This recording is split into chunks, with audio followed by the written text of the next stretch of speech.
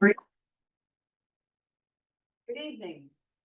All right, pursuant to chapter 2 of the Acts of 2023 as amended on March 28, 2025. This meeting will be conducted in person and as a courtesy via remote means in accordance with applicable law. Please note that while an option for remote attendance and or participation is being provided, the meeting hearing will not be suspended or terminated if there are tech problems unless required by law. Viewers can visit the local scene.media/Duxbury, formerly pac-tv, to watch a video replay of this meeting on Duxbury YouTube.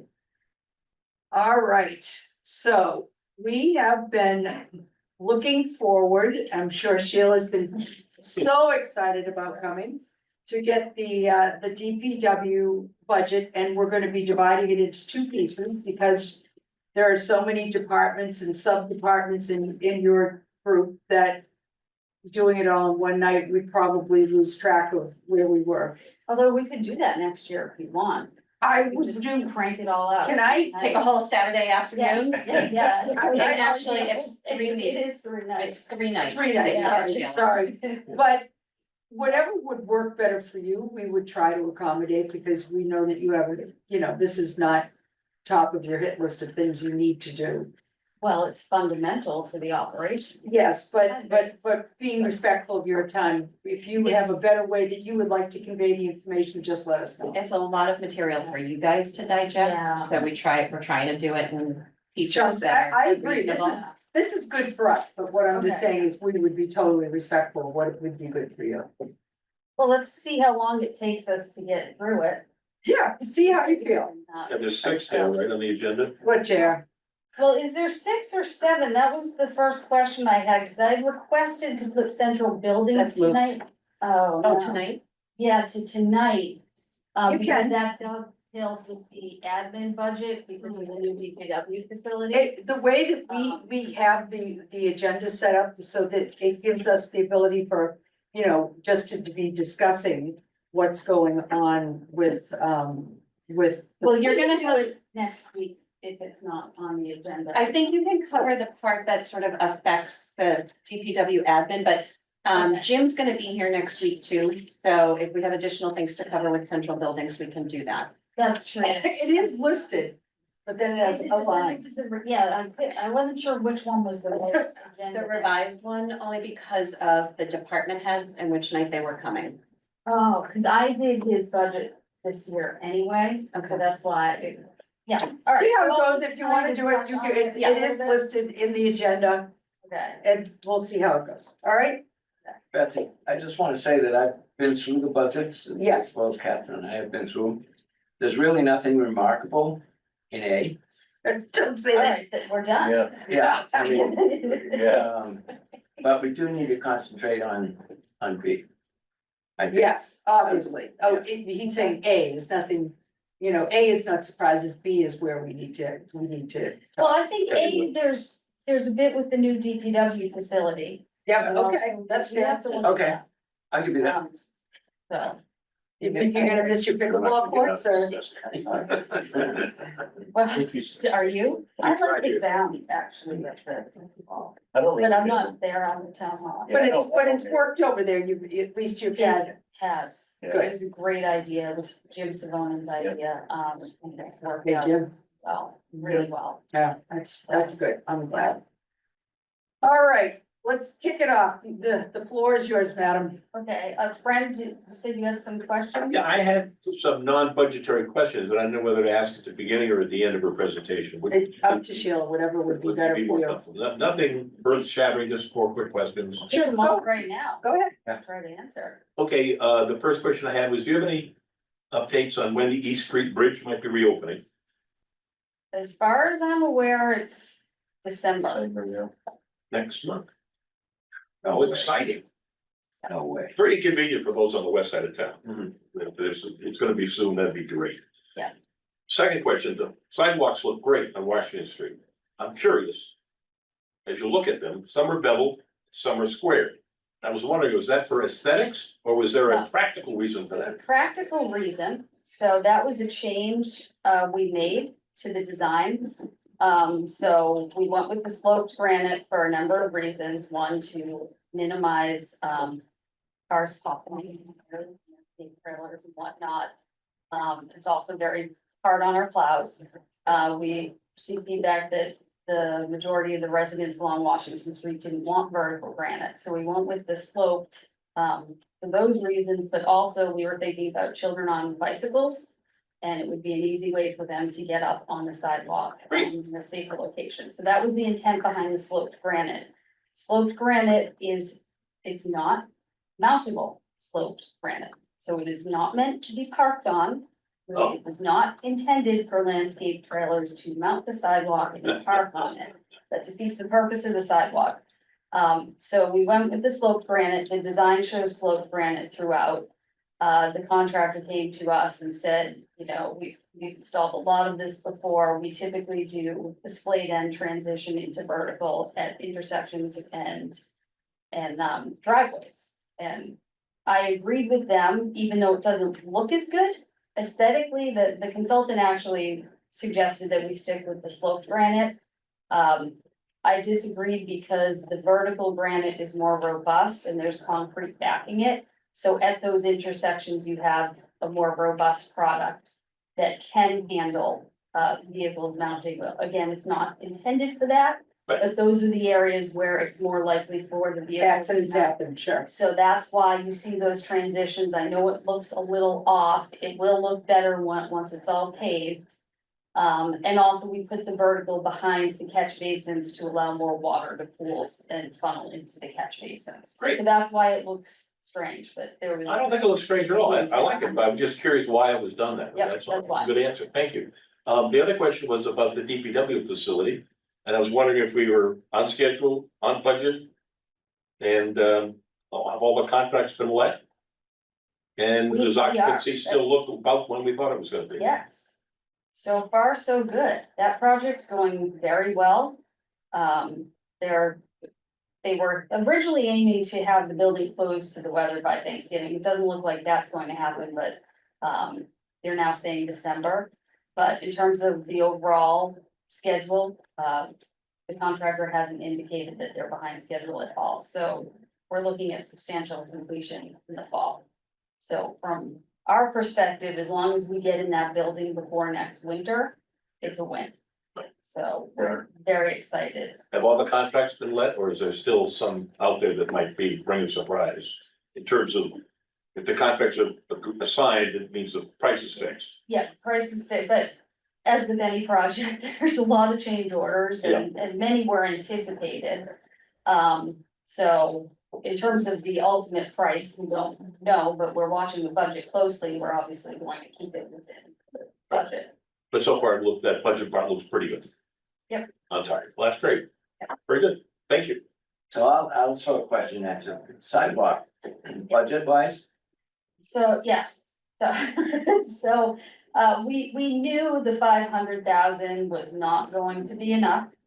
The bids came in at about 492,000. We're looking at, a number of change orders. I think it's gonna come in closer to 600,000. You know, just that trend, that change with the granite that we just talked about, that was an extra $20,000. There were some things missed on the plan. Some of the quantities were off. Police details, the police department wanted 3 detail officers. It was only budgeted for 2, so all these things add up, so. so now I'll shift to But Mary. we anticipated it was going to be this high, so, So now shift to Mary. How do we pay for these overruns? so I can answer that. Okay, So we already anticipated it was going to be above 500,000. So I believe it was 125,000 we were taking from the grant match account, that annual money that town meeting allocates to grant match funds.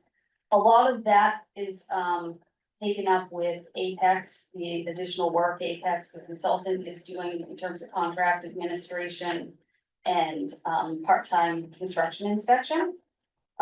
So a lot of that's taken up. So anything additional, which we had gone before the select board, I think last February, to talk about this. I'm going to be putting in for chapter 90 to pay the balance, and actually have it on my schedule to do that tomorrow. I'm meeting with the contractor out there to kind of go through all the remaining extras we anticipate, so I can put the chapter about 90. About it. So should all be covered. Now, So, let's earmark that conversation of all the extra money that you had to spend for management of the project. When you're discussing your engineer. Yep. We'll circle back to it then. Good. Okay. they will want to know when the project's going to be done. Sure. No, no. Please. Well, we want it done, everyone wants it, wishes it was done yesterday. They're hoping to binder that, the first section, from surplus to Snug Harbor next week. And substantial completion the first week in December. So I know it looks like there's been a lot of starts and stops, but that's how sidewalk construction progresses. So I know it's been frustrating for residents. So as far as the area to be covered, that's done. There's no more stretches. No, they're still laying curb today, from Fort Hill to the Bluefish River Bridge. Oh, okay. So, yeah, those were the two sections. Okay. Yeah. So, but. I was surprised they delivered granite on Tuesday. Veterans Day. Yeah, we did let them work just because we're trying to get it done. That's one of those optional holidays. You take that or the day after Thanksgiving, I think, it's sort of traded. Right, yeah, they worked at the DPW facility as well. I think we know that. They don't- So, All right. All right, madam. we can get into it. Thank you very so- much. All right, So- for 1 second, I just lost my connection. And this is my handout. So I It's the had first handout we're gonna be going with there. just, probably the org chart. Okay, So I had grand plans to do fancy PowerPoint presentation and I drafted one, but I wasn't happy with how it came out, so, I don't have it, although I don't know if you have those initial slides. I do. And I have the intro slides, we can kind of go through those, they're a little raw, so they're not super polished. But, so I'm gonna talk through these intro slides and then we'll delve into the budget handout, the pink and green. okay. Sorry. Give me 1 second, I just lost my internet connection. Okay, well, I'll just start on the intro slide. So tonight kicks off 3 nights of DPW budget meetings. So tonight, well, I guess I have something not accurate, but administration, I was hoping for central buildings, but that'll be next Tuesday. Highway, snow and ice, streetlights, transfer station, vehicle maintenance. Next Tuesday, the 18th, we'll do animal control, central buildings, cemetery and crematory, fuel depot, land and natural resources, tar kiln. And then the 20th, we'll do water and sewer. So with me is Norm Smith, our operations manager. And Norm oversees the highway, vehicle maintenance and transfer station departments within the DPW. So when we talk about those departments, Norm will come. Yeah, so that's 3 nights of fun. I never know how that, because I actually did that PowerPoint on my phone on Canva. So It's coming, it's just, I don't know how it'll load up. Screen sharing has stopped, let me try it this way. Okay, Teddy just logged in. Hey, Teddy. Hi, sorry I'm late. That's all right, we forgive you. We really haven't gotten started into the meat of it anyway.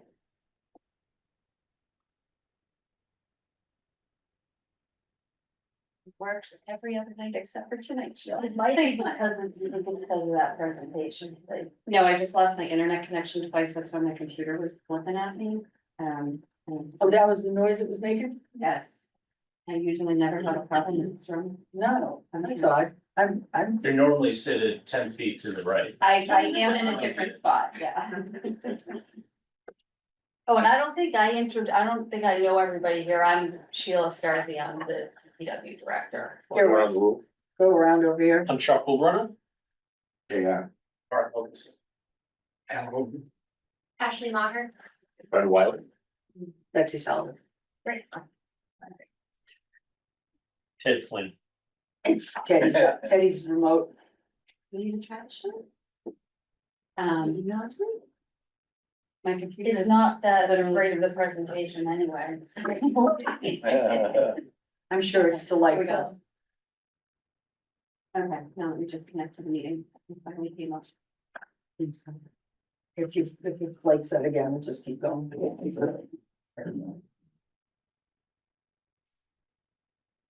It had some animation in the No original animation. draft, but it's not in this. This is just cut down to the intro slide. That's fine. So. No cartoons necessary. Oh, yeah, Frozen here. this. This. I'm gonna have to be good, Sheila. If you wanna start talking from your handout, and then I will follow it up as soon as I Okay, can. so Bear with me. overview of the DPW, we have 14 budgets that we're responsible for, spread among 9 departments within the Department of Public Works.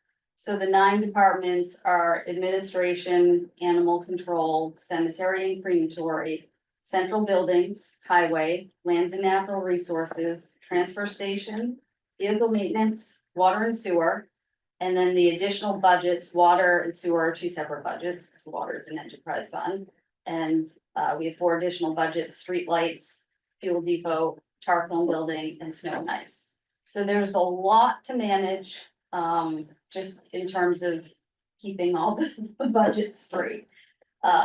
So I think we're the largest department on the town side, and I would guess we have the most number of budgets. Yeah.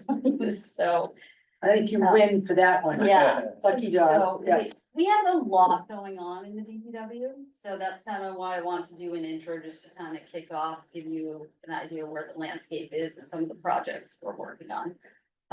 Staffing is the big thing in the DPW. In FY 25, we had 51 positions in the DPW, 49 full-time and 2 part-time. As everyone knows, we lost 5 DPW positions in the FY 26 budget. Those were 4 field positions and an office position. So that was a 10% reduction in our staff. So that was a big hit, which we're feeling the effects of every single day. FY 27 budget A, and you can kind of grab this handout, that's our org chart. Where budget A, we're proposing 49 positions, so again, right now we're at 46. That would consist of 47 full-time and 2 part-time positions. We're proposing to reinstate 2 DPW AFSCME positions, so those are 2 field positions, and create a new position, a water administrative assistant. The 2 AFSCME positions, originally I had those in budget B, and then Mary reminded me that the select board had a goal to reinstate the highway safety positions, so that's what's reflected in these spreadsheets. However, I've been thinking about it a lot in terms of which prioritizing which positions to potentially reinstate in budget A. And I think the town, and the DPW would be better served if we reinstated the equipment operator position in highway and the mechanic and vehicle maintenance. And the reason why I would go with the mechanic over, the additional highway position, which is a skilled labor, is right now we're down to 2 mechanics. You know, the mechanics are behind the scenes of the operation, but they are critical, not only to the DPW, but to the whole town. In particular, they service our police vehicles that need to be available 24/7. So what they're doing, even though you don't see them, we see them, is important to the whole town. Where are they operating out of now? They're operating out of the old vehicle maintenance garage, which is next to the animal control building. On the DPW facility site. It's been very difficult. Access has been limited. So. That's weird to talk with. Okay. One of the major concerns I have is we only have 2. It is very hard to attract and retain mechanics. I will say that. But if one of them is out on vacation or one goes out on a family leave or something, we're down to one mechanic. And a lot of what they do is not safe to do by themselves. Right. The other thing is they are absolutely fundamental to our snow and ice operation. Anytime we have a salting event or a plowing event, it's mandatory that the mechanics come in because inevitably equipment breaks down. Just about every storm. So if we don't have mechanics, our operation can grind to a halt. And the option of only having potentially one mechanic or it would be more money farming the work out, because we would have to send vehicles out and we don't have vehicles available. Mechanics can get, something breaks down, they can usually get vehicles out pretty quickly. So When you are running into the safety issue that you need to have two people there, can you bring someone over from another department to provide that safety net or not? we It's difficult. could, but it's difficult because the other departments They're have short. that Is short as well. Right, Yeah, so, so that's why I would push to reinstate a mechanic and then one highway position. I'm not pushing back on that, I'm just saying, if indeed this year, when you are only staffed this way, and if you needed that, is it within the union, can you bring someone over from We another can, division to help? yeah, Yeah, to back it up for, can, I'm but- more concerned about the safety aspect of it. Yeah, we've But- done it. but Yeah, but then not we're short everyone is a everybody. mechanic. Right. Well, So. just to be a backup, Right, just basically, have a safety. body there. yeah, right. So it's, so kind of it's, a waste. Are any of these people that were riffed last year, are they still available? well, if you're not aware, one of the reasons why the positions that were selected on that end is because they were vacant at the time.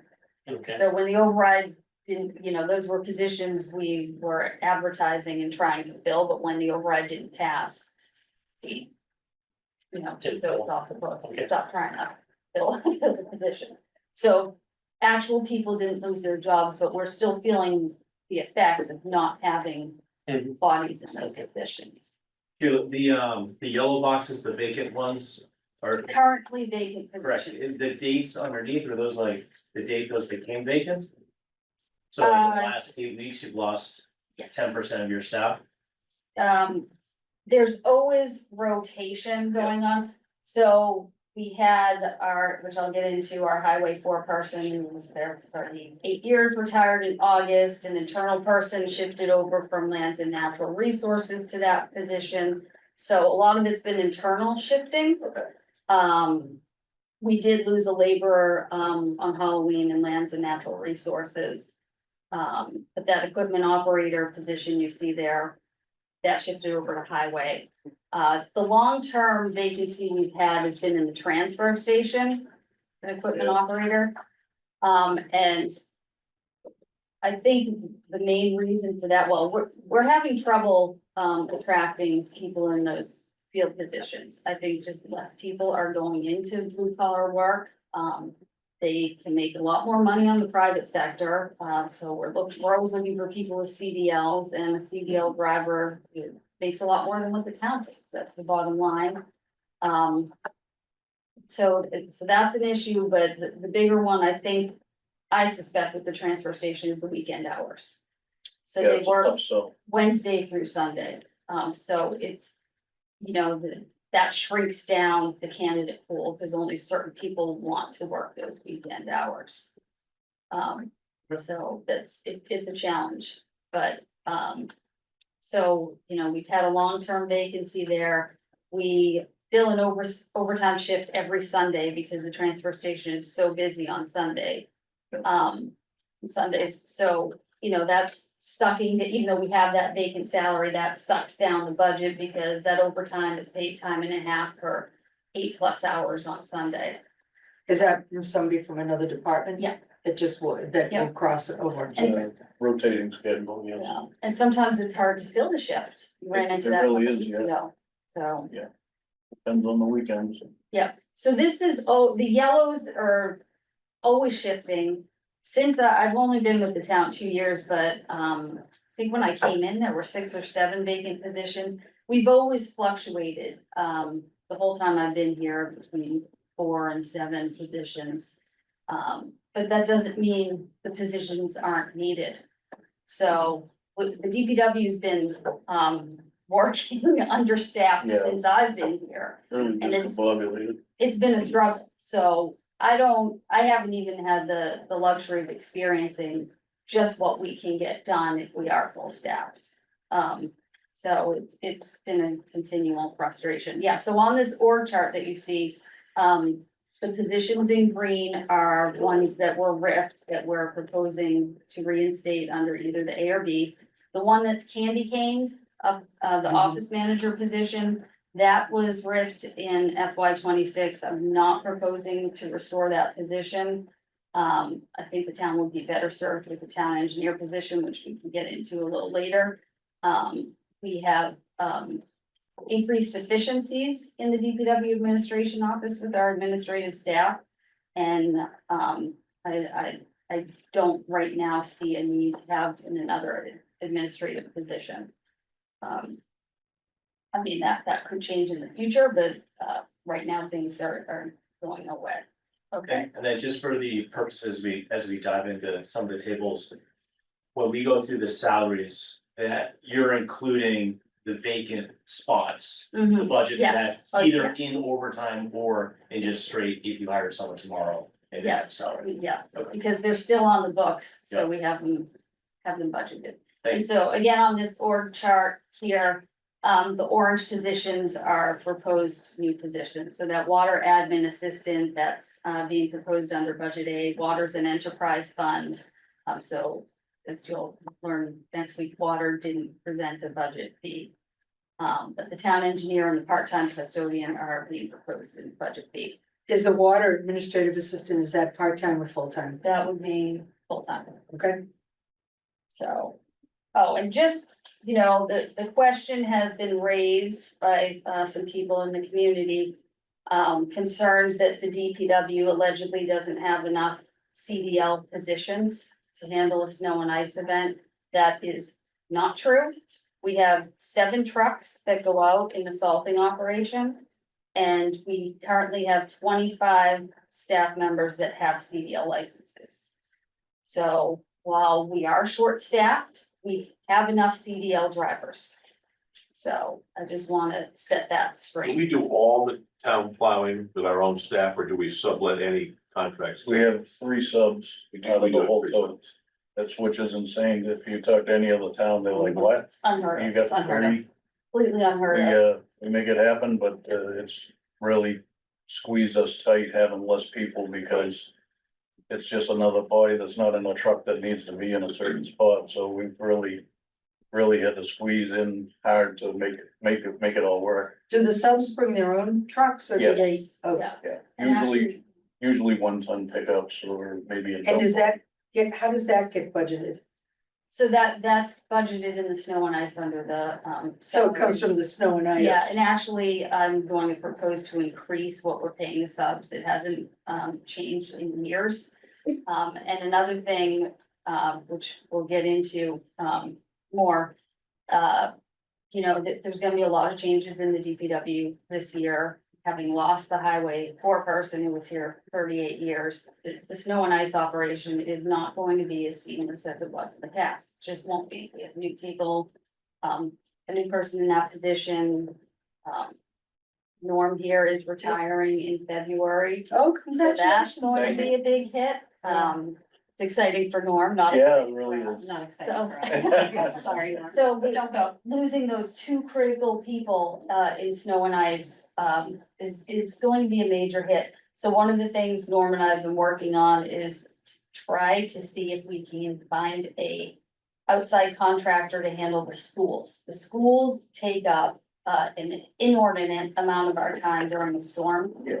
Plowing the parking lots, and really our main focus should be on the safety of the Safety of the streets. road. However, we know we need to go to the schools, if schools are gonna be open. All hands on deck, everyone has to get off the roads and address the schools, and it's, so I have public safety issues with that. And again, we're gonna be spread thin, we're gonna have people who aren't as experienced in plow routes this year. So we had talked to a contractor a couple weeks ago. He was interested. He's now backed out. Another one came to the office today. So we would love to get an outside contractor just to handle the schools. So And if you've been through the high school, you know what Pat would like to try and plow that place, I think that's why the first. it's curved every 10 feet and Yeah. you really gotta have somebody that can have a little finesse in there and, do a good job, because it's hard. You know, And are we competitive on what we're? Well, that's why I want to paying? increase the rates. yeah, So I've got a lot of info on what our surrounding towns are paying, so I think we need to offer what they're offering. Sure, But it is very hard. All the communities have been suffering with this, in recent years, attracting outside contractors. you see signs in every Yeah, town, you know, Every looking town for plow plow truck is drivers. wanted, I think the insurance has gotten so high, and then, you know, we haven't had as many plowable events, so is it really even worth it? And there's less of those, you know, junky old trucks now, everyone's got, you know, a $75,000 Yeah, truck they don't wanna put a plow on. Have salt So- either way. Yeah, so, it's a challenge, but if we can make that happen, we're going to, and it will hit the snow and ice budget a little harder. But I think it's in the best interest of the community. can, if somebody comes in just as a seasonal worker or a temp, can they drive our trucks? I mean, no, they're that's, not that's what I thought, they're not allowed to, No. so they have to bring their own truck, we can't just get extra bodies. Yep. I don't think people realize that. Yes, yeah, there's a lot of limitations, insurance reasons, and also just, with contractually with the union. Right, Where our hands are tied. right, but I think that has to be made known to people that, you know, people aren't not doing it, it's just they're doing what they are allowed to do. Right. Yeah. So, And we will be able to still handle the Chandler School, we need Chandler also, and, we have one piece of equipment that's dedicated just for Chandler itself. And it wouldn't be a good piece for the road, so we'll continue to keep that at Chandler. And do your department do it, or does the custodians over there do it? No, we do it all. we do it, I was shocked, I'm still shocked every day that that's how it works here. Just the community I came from, the schools did their own plowing, so it's, yeah, Even it's- Katie was surprised. Yeah, yeah, Katie, our facilities director, so she came Good from shot. Hingham, that's what they did in Hingham too, so, it's. yeah. I'm trying to remember when it flipped over, and I think it was a matter of, the equipment. We were having trouble guaranteeing that the equipment was being maintained appropriately. And it just made more sense to add those responsibilities to a fleet that was adequate to the task. Yeah, but But that was you're- many years ago. when you're down Yeah. 4 positions, plus, you know, we Yeah. currently have 5 vacancies. Is that really the priority? But when we know school's gonna be open, cause you know, to cancel school, you know, that impacts everyone in the town, so we're always aiming, if it's one of those storms that's on the cusp. For school to be open, but Right. it's, All hands on deck, if we're gonna be open, everybody's going there. Once the school's ready to be open, we're back on the streets again, but it's hard to do that. Right. Yep. Right, yeah, okay, it's a challenge. So the next slide was just the org chart that we kind of talked through that. And then, yes, yeah, so the current DPW landscape, you know. I'm not gonna sugarcoat it, FY 26 is a major challenge, actually, this past year has been extremely challenging. So I just have a couple points of the challenges we're facing right now. The DPW facility construction. Our operation is entirely disjointed right now, you know. Highway and Lands and Natural Resources are based out of the Tar Kiln building. We have equipment stored in Connex boxes at the Chandler School. We have trucks stored at the police station and at the transfer station. Our mechanics are back at the DPW facility. We are going to use, the new salt shed is beautiful, by the way, if you haven't seen it. Actually, I'll. There it is. Yeah, there it is there on the lower right. Looks amazing when it's lit up. It's Yeah, it's so much nicer than what we've had, it did all of our salt, so we're going to be using that salt shed, but our operations based out of Tar Kiln. Right. So, talk about, you know, a non-cohesive snow and ice operation this year and losing key positions. So it's, you know, it's been a challenge. It'll be difficult. Retirements, FY 26, we've had 5 anticipated and they are happening, retirements of long-term staff. So that loss of institutional knowledge, operational continuity, I mean, you can't get back 38 years of institutional knowledge. You cannot expect the new DPW person, who's a great person, who's an internal candidate, and so he's already proven himself in his work ethic, but he hasn't been here 38 years. He doesn't know the town like Glenn did. So you lose institutional knowledge in any business, that's a hit. So I've been dreading this time since I got here, because I knew it was coming. And we're gonna have the mildest winter ever. It's just gonna be rain. While the DPW facility is under construction. Morale, I spoke about a little bit last year at a meeting, you know. The budgetary impacts, that's been tough, the increased workload, the loss of positions, even when it was just, you know, a proposition, well, if the override doesn't pass, we'll lose those positions. That hit the morale in the DPW staff, because the message sent to them was, we're not valued in town. And then when it came, and not to discredit police and fire, I think it's great that they've had positions reinstated, because they are public safety. But we're kind of behind the curtain, public safety, you know, we respond to storms, police and fire can't get to where they need to get to if we have a tree blocking the road, or if the roads aren't clear of snow and ice. Yep. So when those positions were reinstated, meanwhile, DPWs, and I blame myself for not speaking up, but you know, the morale hits me too. Shouldn't say that as the department head, but it does. It's, you know, nobody brought up, oh, what about 5 positions in the 10% of our workforce that was cut? So that's a big hit. And again, talk about a perfect storm, we're in the middle of contract negotiations with AFSCME.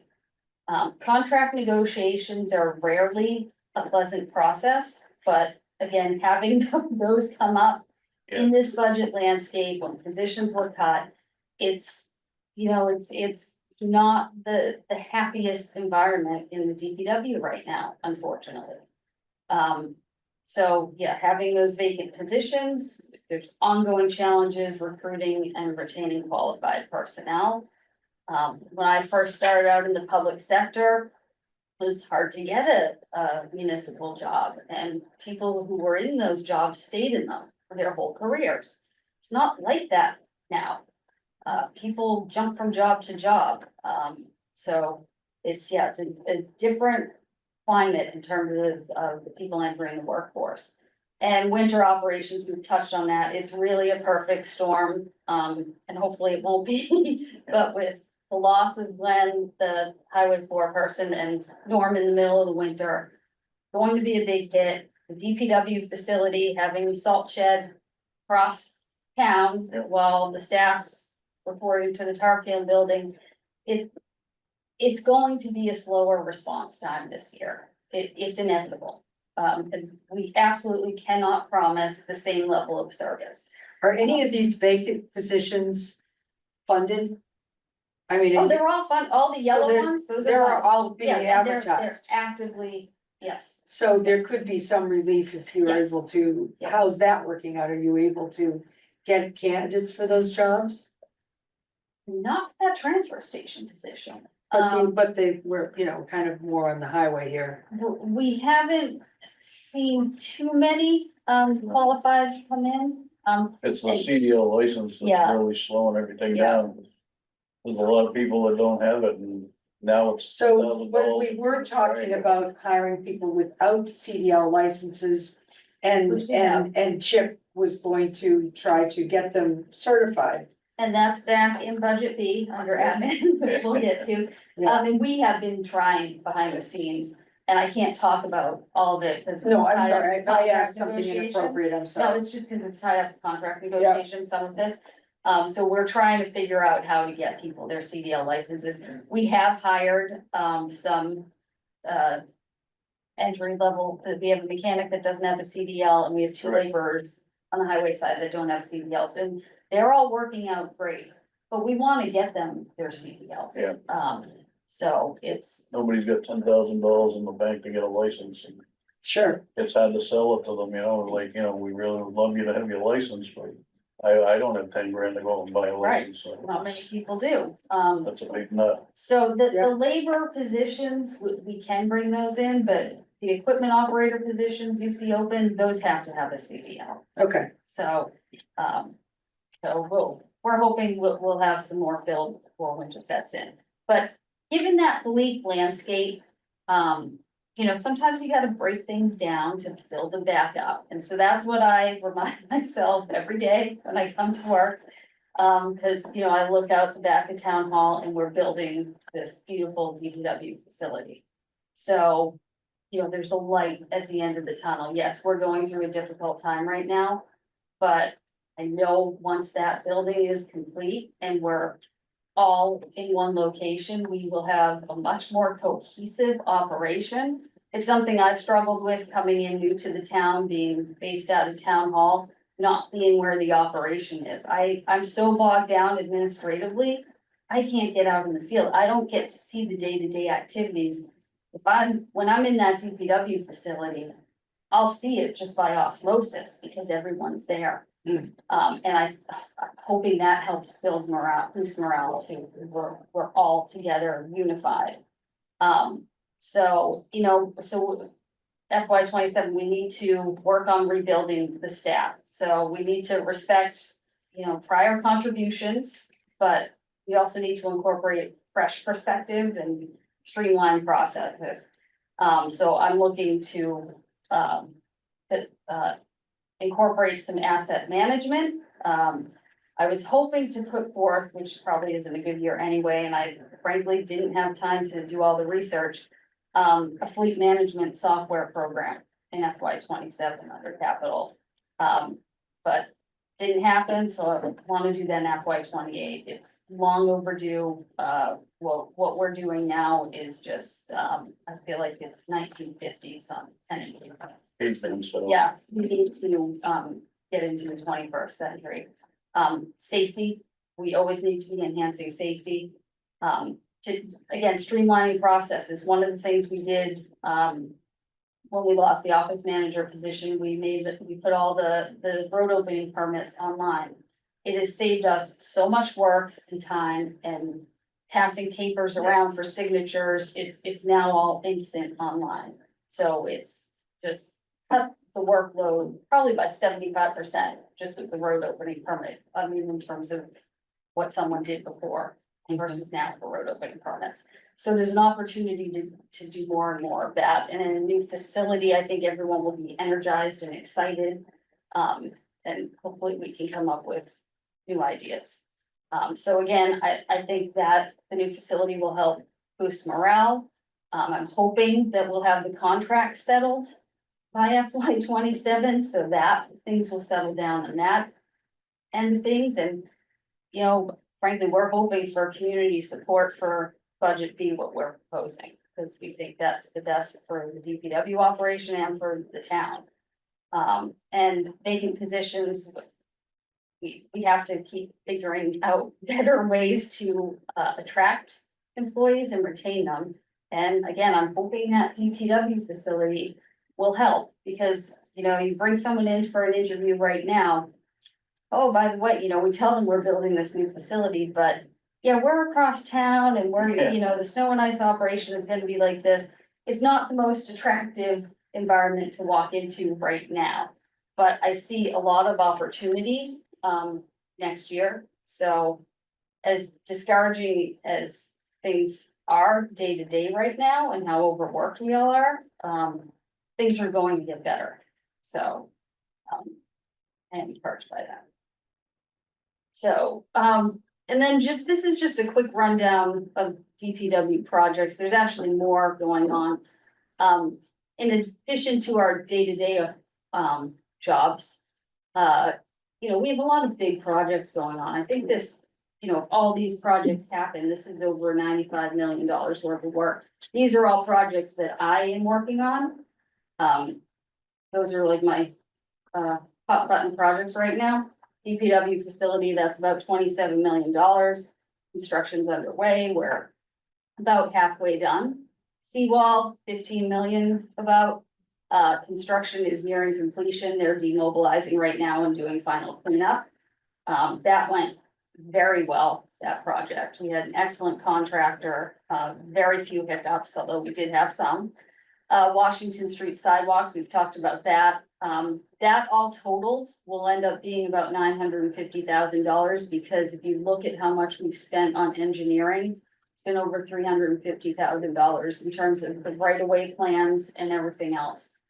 So again, sidewalk projects are incredibly expensive. People don't realize, it seems like it's 5 feet wide. How expensive could this be? There's a lot that goes into them. But fortunately, 500,000 of that was funded through a Complete Streets grant. Mayflower Cemetery expansion, we're in the design phase for that right now. I think we're gonna be on the select board agenda January 12th to talk about that project. That's very exciting. We think it's gonna be about $2 million for construction, and that's gonna be funded through existing cemetery funds. So more to come on that. McNeil landfill capping. We're in the design phase right now, which is being funded through ARPA, which is grant money. But you'll see on our FY 28 capital, we have about $6 million plugged in for that project. That has to be done. It's an uncapped landfill.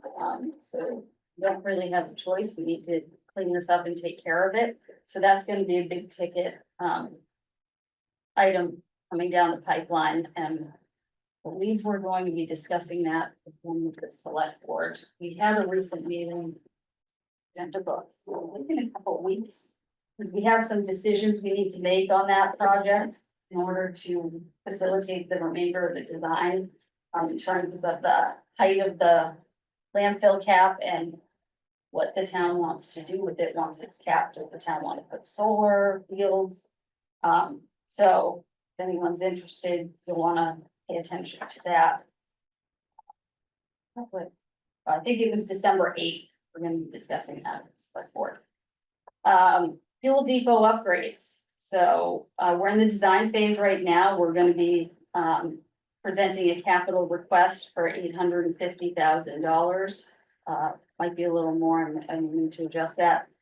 To update the fuel depot. I think you all know this originally started as just putting a canopy on, the fuel pumps. When I got here, the money had been approved for a canopy and it wasn't enough. And I took a look at the pumps and said, looks like a lot more needs to be done here. So then we took the money that was approved for the canopy town meeting last year, and we transitioned that to design money. And so that's how we're funding the design right now. We have a firm that has a lot of experience designing gas stations. And they kind of come to our knowledge, which we didn't realize. Those tanks are steel, not fiberglass. They're 30 years old, and they've reached the end of their useful life. So this is a high priority capital project for the DPW, because if they were to leak, we would have an environmental crisis on our hands that would cost millions of dollars. The good news is, because when we learned that they weren't fiberglass, they're steel, and they're 30 years old, we recently bring the tanks down and inspected them with cameras, and they're in good shape right now. So that's good news, but will they stay in good shape? They are 30 years old. So that more to come on that discussion for the fiscal advisory. PFAS water treatment, I think everybody knows about all the PFAS.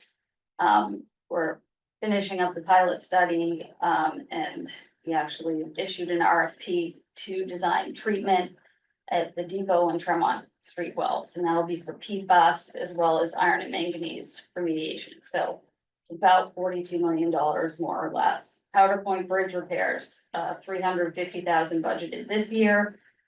We just opened the bids, last week. We're gonna have the pre-construction meeting, upcoming next week, and construction should be starting this fall. And those are just for those short-term repairs. I am putting in for $500,000 next year, the short-term repairs.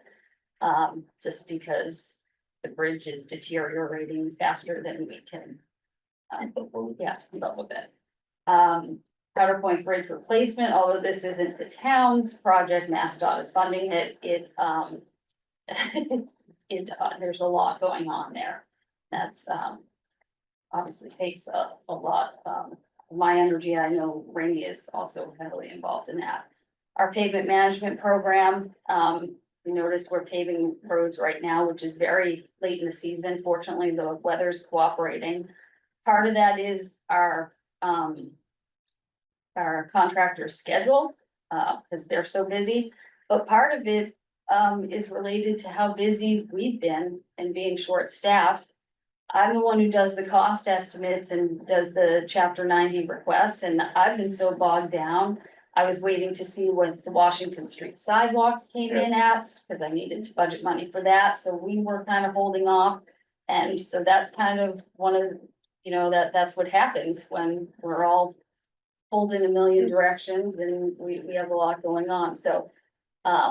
We're spending about $850,000 this year paving the roads. We got more money in chapter 90 last year, which was great. So we should be finishing up the roads, next week. We paved Duck Hill Road, which is a very challenging road to pave. That's done. Union Street from Keene Street to the Pembroke Town line, Federal Eagle Road and Seadrift Way, and Open school, open school. So. they'll be done Tuesday. So that's great. And chapter 90, so it's more than just paving, as we talked about. Washington Street sidewalk, some of that will be funded through chapter 90. So that's just a snapshot. Any one of those projects could be full-time for me if I was doing it really well. But I'm not able to do anything really well right now because the spread's so thin. I mean, you see how many projects we have alone, so. I'm the DPW director, but I'm also the de facto town engineer. I can't keep doing everything, which is why I'm proposing the town engineer. But just want you to be aware, there's more than just us filling potholes in the DPW. We have a lot going on. So with that long introduction, now we can get into the. It was very informative, though. See now why you need two nights. Yeah. Great. Maybe All right, I guess we're already an hour into it. All right, so do you want to start with administration? Wherever you want to start. First page. Yeah, it's first page. And these, so this, I have plenty of printouts for next week too, but you can bring these back every night because this spreadsheet's for everything. It's alphabetical. So if you're familiar with my spreadsheets, it's the same as last year. I just used different colors that looked better on my computer screen than they look printed out, but. It looks great. So, but, so we have columns with the FY 23 actual versus adopted, FY 24 actual versus adopted. FY 25 adopted, when I pulled this out of ClearGov, we didn't have the actuals in there. But I have them in my giant binder if you want to know any of those particular actuals. And then the FY 26 adopted budget.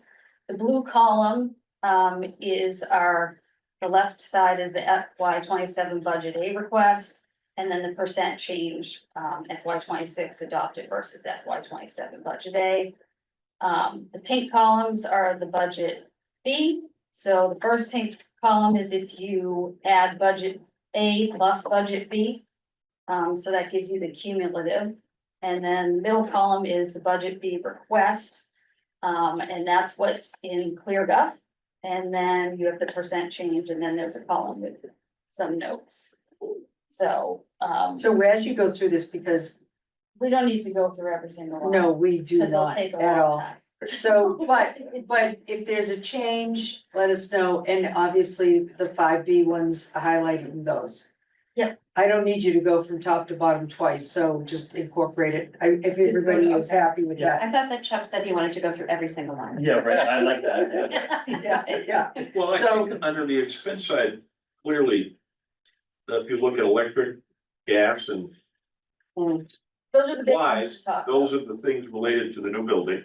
Mhm. And that's 230,000 of the 244,000 increase. Yes, So so in those a are the, nutshell, it's the new building, That's- driving your, it is the your new expense building. side. it is the new building, and those are the big. That's what I'm most nervous about with the budget. Are these numbers right? So they're based on, if you look at my notes there, yeah, so we can delve right into that since you brought it up. The life cycle cost estimate that was provided to us by Weston and Sampson, who's the DPW facility architect. Weston and Sampson is the preeminent architect in the state for DPW facilities. They've done dozens of these. So they produce these life cycle cost estimates. In terms of electricity, they told us that we can expect $102,000 basically in electric costs the first year. I upped it to 110 to be conservative. Similarly, on the gas, they said 78,000, I upped it to 95. I just don't know. However, Friday night, Weston and Sampson emailed me actual kilowatt hours and gas usage from the Middleborough DPW facility, which is similar size.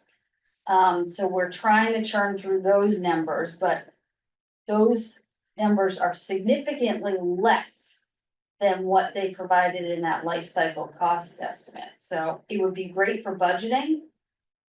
But I'm not sure if we should go. we with need those real numbers. Well, we did, we have Middleborough's usage, we don't have their bills, but should we go with that and potentially be $100,000 in the hole, or is it better to go with what they originally told us to budget? Quick question on So- that. This starts July 1st, 2027, Which is why I upped their estimate. 26. Yeah, So yeah. you won't even be in the building yet at the beginning of that. Well, 27. if you ask the contractor, they keep assuring us we'll be moving in June. I'm Okay, not so sure you, if we'll be moving so- in that soon, but. so you are that's- budgeting yeah. for a full year. I'm just, you were saying you wanted to be in by winter. Yeah. Which is December. Yeah. If you weren't gonna get there till 5 months into the year, you didn't need to Yes. budget a full year's worth. So But if substantial. you're gonna be in there in yeah. June, okay, makes sense. Substantial completion, I said in the fall, but there's a lot to do after we move in. So there's still drainage to be done, there's additional paving, the mechanics garage needs to be knocked down, so even once we're moved in, The work gonna be on. yeah, so the ribbon cutting may be. And then those long lists of So, cash you gotta. yeah, Yeah, So- once you guys move in and take occupancy, do you have you just mentioned the mechanics building gets torn down, do you have a dozen or so buildings, facilities that you're moving out of, so you don't have the expenses with those? so the mechanics only have to move 12 feet. Cause literally, that's how close the new mechanics garage is being built next to their existing facilities. So they don't have a big move, but they have a lot to move. We have a lot to move out of the tar kiln building, and we bought, is it 5 con? Yeah, 5 Connex boxes that will move to the new DPW facility. They're currently behind. We buy them or lease We them? bought them. Are we gonna be able to use them We after? bought them because we already know, even though the DPW facility is wonderful, we did cut down that facility, and every DPW facility I've visited has Connex boxes. These new. So you'll large- be using them for, We will be using them for Okay. storage. Yep. Yep, so that's why we opted to buy them. But Do to, you not have electric and gas in your budget right now for any of your buildings? Nope, and that's why we put under administration, everything else falls under the central building budget, which is kind of why I wanted to dovetail, Thank but you. we wanted to separate out the DPW facility as much as we could, but it still it does appear in both administration and central buildings. It is a little. Is the new building? I guess if in I the flipped the central page, I would have seen electric and gas on every other. Right, In central buildings, so but in sorry. the central building, it's considering what you're paying for new, but it's 58,000 budgeted for 27 versus 53 the year before. Does any of that 58 get to go away once you're fully in the new building? I think that's where Mark is at. We don't think so. So we just went with this, in central buildings, we went with the straight numbers that, with the addition that Mary had recommended, 9% increase for electric and 16 for natural gas. There could be a slight savings with the, the old DPW facility. However, we actually don't pay, they come out of our budget, but we don't pay the electric bills. They're actually paid through the accounting office. So to try to run those numbers, and it's not just the old DPW barn that gets filled out through central buildings. It's the town halls, it's animal control separate, but, So other buildings that aren't being yeah, they're all affected are in lumped there in, too. so there's a lot to, unravel. So, yeah, there might be a few $1,000 savings. I don't think it's going to be a $25,000 savings. I don't think you were The using that level. The vehicle storage is heated, It is, which is yeah, a big difference than what Yes. you guys have Yes. today, Yeah. so that's one of the I missed factors. what you said, Mary. Within the new facility, I don't need to yeah, jump no, in. no, that's Within the great. new facility, a big part of that facility is vehicle storage, right? One of the goals and objectives of this project was to make sure we started to bring our fleet undercover in order to protect them, and extend the longevity, the life cycle of those vehicles. That vehicle storage is heated in order to, protect those vehicles, which increases the footprint, beyond what the existing building was for heat capacity. Does that make sense? Cause that was a coal bay that they were all in before. That's the terminology. I don't know. Yeah, that's okay. Thank you. That's why I try not to jump in. Yeah, you can't even compare the two. Yeah, Yeah, I was just so- looking at that original picture, I'm like, wow, I still can't believe that that's what we were in, yeah, when I saw your Yeah. picture that was up on the screen, I know. seeing it back. Yeah, bring It's like back that Memories, memories. bad memories. Yeah, so that the electric and gas under that admin budget, those are the big unknowns. I was encouraged to see those numbers Friday night that, oh, well, maybe we won't use as much as they've told us. Based on that real world example in Middleborough, but again, I don't know if we should cut this budget on that basis. We haven't been in there, and I think it's gonna take 2 years for us to really hone in on what the budget is going to be for those two utilities. Okay, so. Permits, that went up 64 to Okay, 82. all right, so that's the MS4 permit. Yeah, so this is EPA, it's one of these unfunded mandates that we all love. So it's the EPA MS4 permit, it's basically a stormwater permits that most cities and towns kind of fall under. So there's certain things you have to do each year under the permit. But some things you have a few years to get done. So, we had to reduce, the scope of this year's budget, MS4 work to align with what was budgeted in FY 26. We didn't get as much as we wanted. So by reducing this year's, we have to tack it on to next year because we have to get the work done. So Apex, our consultant, had estimated 75,000 for next year, but we have to add that 5,000 back in. And additionally, last year, we couldn't get as much done because EPA came to us and said, Duxbury, you have a stormwater bylaw, but you don't have stormwater regulations, you're not in compliance with your permit. So we had to institute stormwater regulations, so we paid a consultant to help us with that, and that came out of that, so we didn't get as much done there, so we're trying to make up for it. And then there's some public outreach, that we do through the North and South River Watershed Association. Half of that we pay and half of that the Water Enterprise Fund pays, so that's where you get that 82,000. I did have a note in here that we're beyond year 8, beyond year 9, sorry, we're currently in year 8. We are anticipating an increase in MS4 because there's new permits coming out. What we're hearing is that we're going to have to repair a certain number of, or replace a certain number of catch basins that are non-compliant.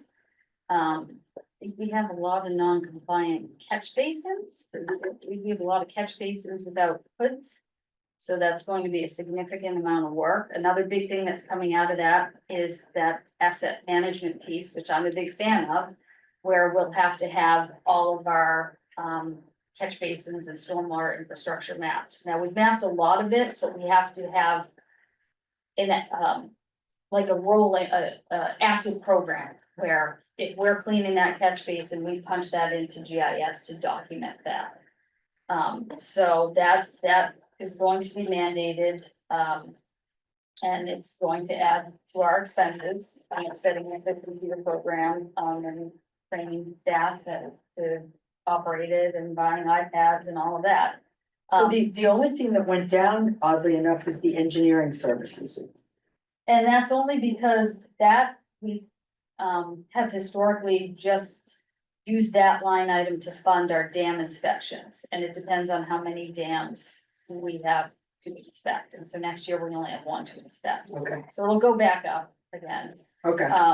But yeah, so the MS4, that's one of those items that potentially a new town engineer could help to offset some of those consultant costs. I don't think all of them.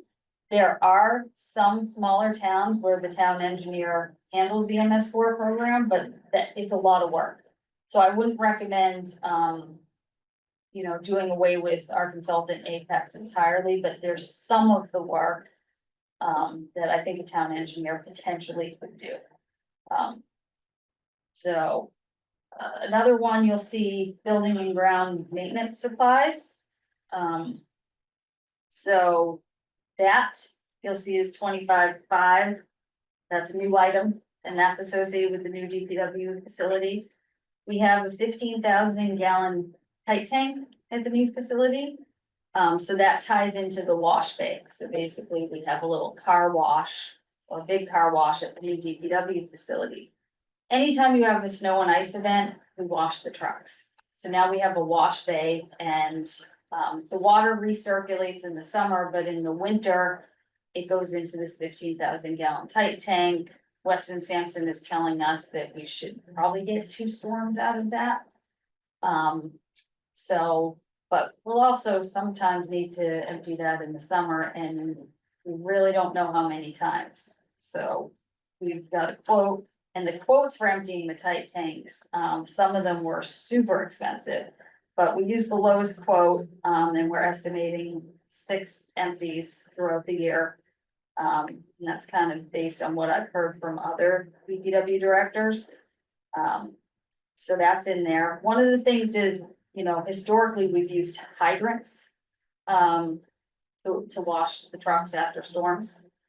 Now we'll be using the wash bay, hopefully.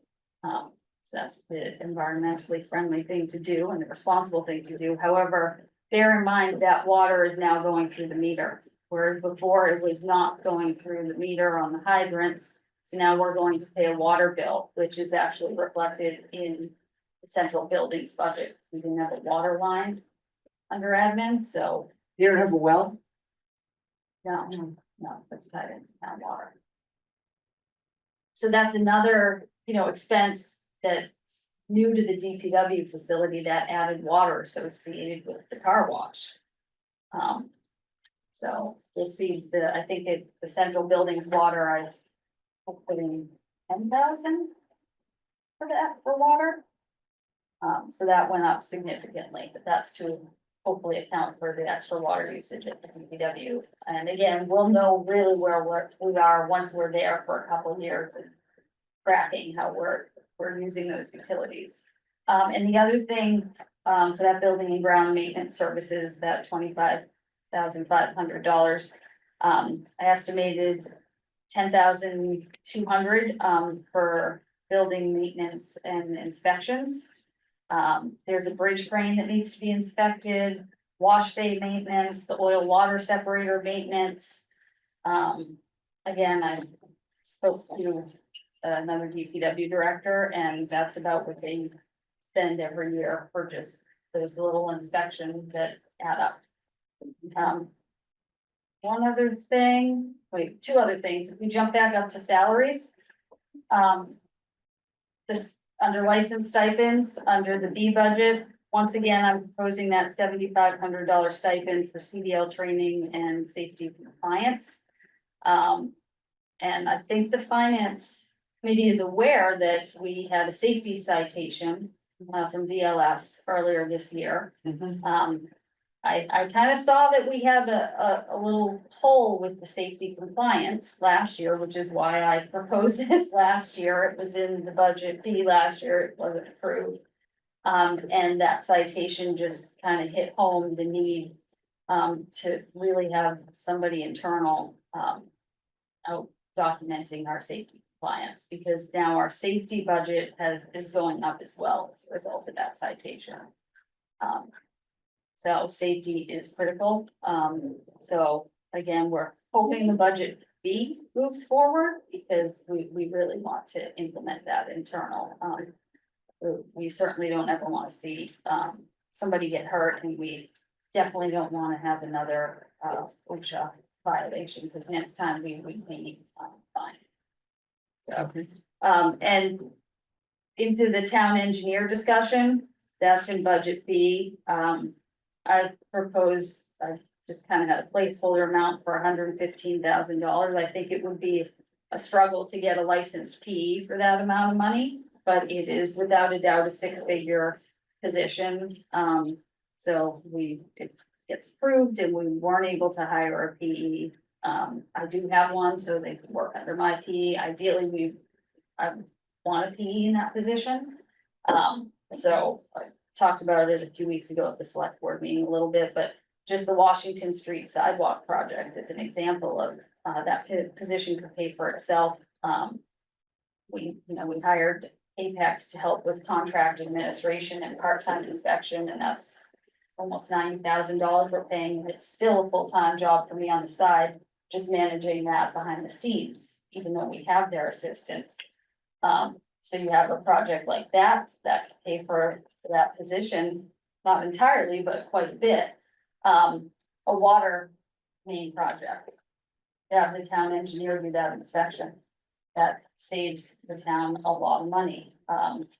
Most consultants are charging over $100 for resident inspectors an hour. Can I just probe a little bit into the, you talked about the Washington Street sidewalk, right? Yeah.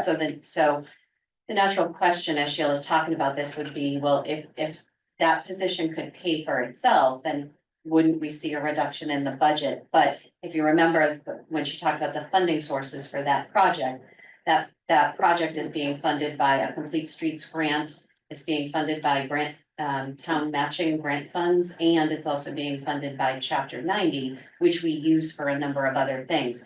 So in that particular case, although it would certainly save the town money and pay for itself, it wouldn't result in a reduction to the budget. More than likely, what would happen is Sheila wouldn't have to use Chapter 90 funding for that project and save that Chapter 90 funding to pave more roads. Yeah. Yeah, that's a good point.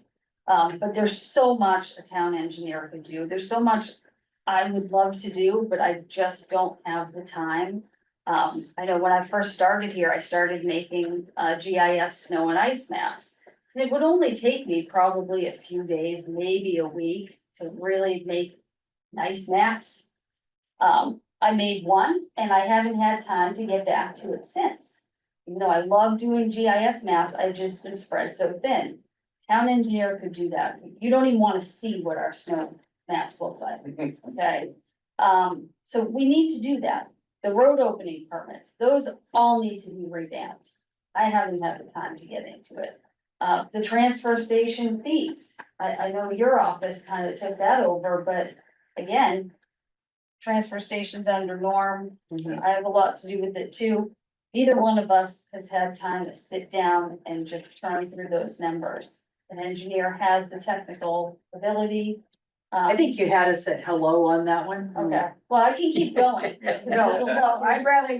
The value is Yeah, extraordinary. I think that everybody, does anybody have any questions on the reason for the engineer No, or I we thought all? you did a good job 2 weeks ago at the select board meeting. It was Yeah, pretty- I pretty think we're, clear. so, yeah, I mean, and I'm not trying to cut you off, but I want you to be able to cover as much Yeah, of I it know. as you yeah. can. And we And I really really don't do like support talking, you on so that, sorry I I'm mean, talking or I, so, So can we just jump quickly to central buildings just to talk about one more aspect of the DPW? sure. Then maybe. What we can page go is to that? other stuff. Fourth one. Under Central buildings. They're in alphabetical order in the Okay, upper left. great, but it got would it. be Yep. page Okay, four. so, and which I did talk about this, at that select board meeting. So the other big thing with the DPW facility is how are we going to clean the building? Yeah. So, you know, we have a almost 34,000 square foot building. Granted, a lot of it is garage space, but you know, it still needs to be swept out. You know, and we have no person assigned to that building. We have one full-time custodian that handles the 2 town hall buildings, the Girl Scout house, the tar kiln building, and he also provides paper supplies to the harbor master shed and another building that I'm not thinking of right now. So that custodian is spread thin.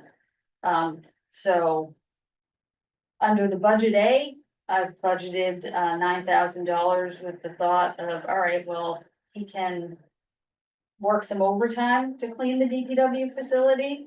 But I've also budgeted additional money under buildings and ground maintenance services, I believe, to bring in an outside contractor for monthly cleaning and say, well, I estimated about 1,200 a month. Just to bring in another contractor for cleaning the facility as well as floor mat service. And that's a safety, item, which is actually, that amount is carried in both budgets.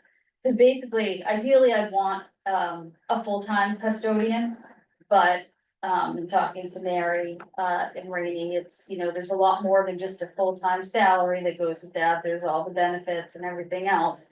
So this is kind of the way to split the difference. So under budget A, it's basically, we have an outside contract, some outside services. Plus our existing custodian, if they're willing to work the overtime to clean that almost 34,000 square foot building. Or under budget B, we'd still have some outside services, but we'd have a part-time custodian. That would be focused on the DPW facility. If we find that person has time, which I don't think they would.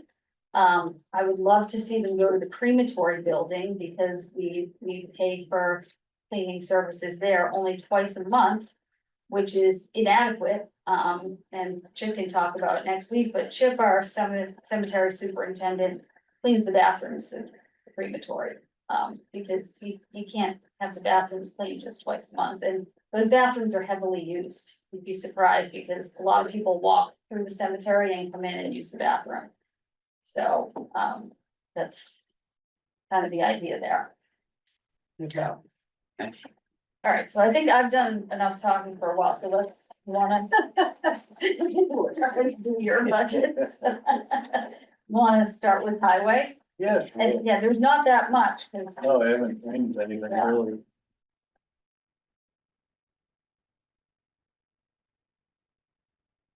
All we did was, add in the 2% for the salaries. And we, on the budget B, we added in for the other 2 positions that we'd like to fill back in. well, actually, that switched back to budget A for Okay. the select board, but as I talked about Right. earlier in the night, I would prefer to just restore one of those positions under budget A and the second position under B. So it would be an equipment operator under A and skilled laborer under B. Okay. that's not delineated in. That's not shown here, The incremental difference, although it's not here, it's gonna be nominal. So we can, $1,000. yeah, Well, on the first line here, I see 26% or. that's to restore those two positions, so. Yeah.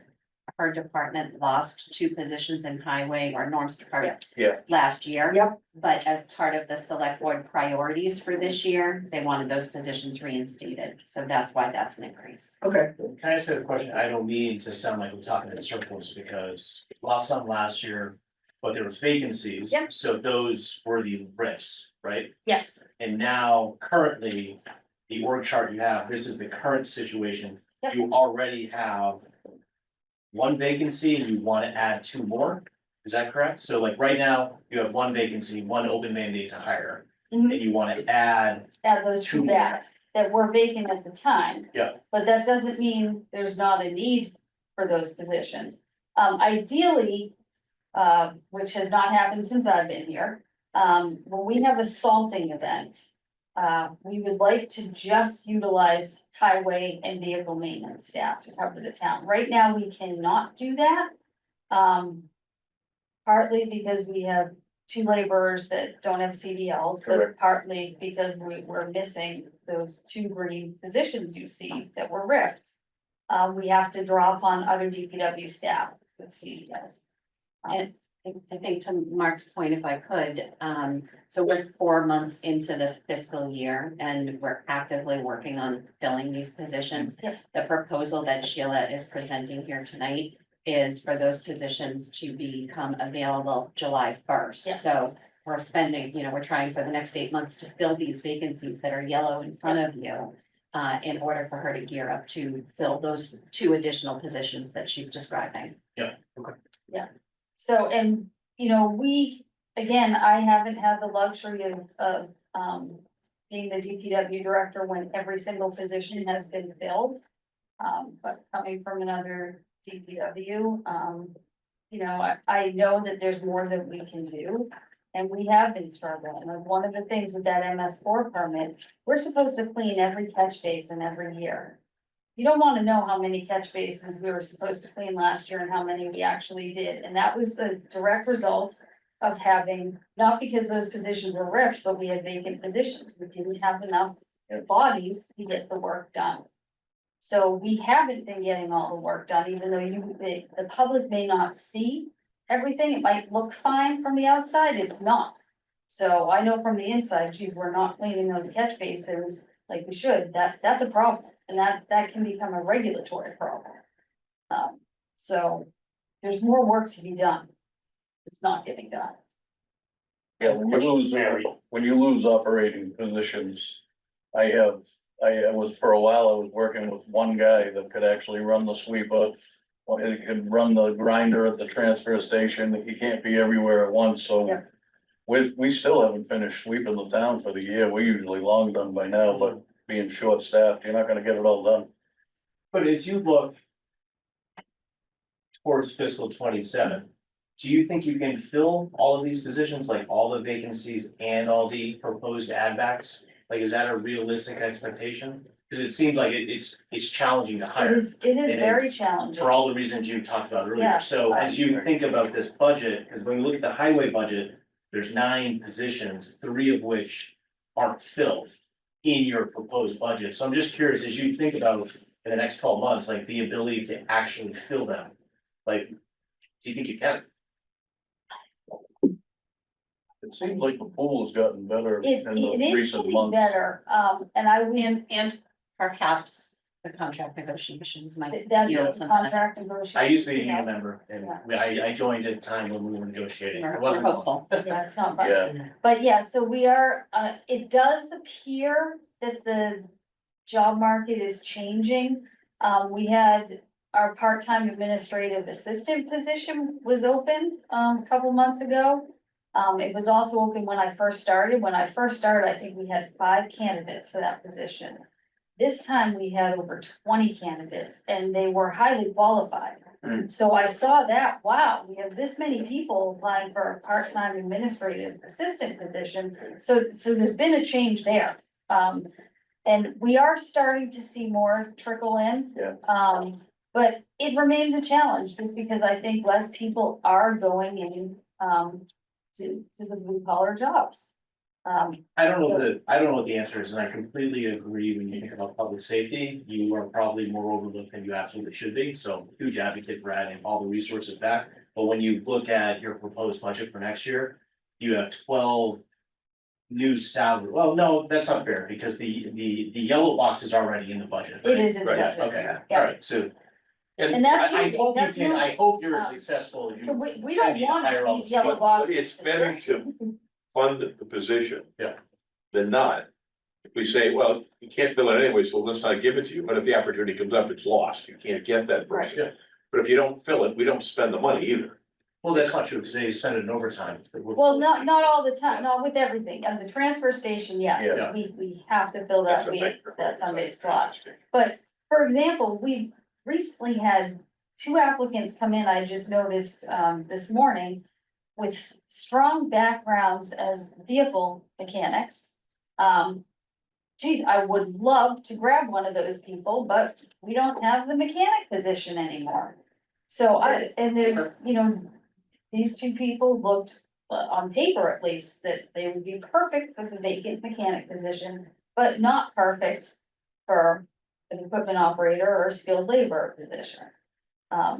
So that's kind of frustrating because it is so hard to find mechanics and then see these applicants come in that we would love to hire a mechanic, but we don't have the position for one, so. Question for you, Mary. Sure. Okay, last week we had a question about something that I felt should have been 5A. And it was, and they put it at 5B. Yep. I said, why'd you do that?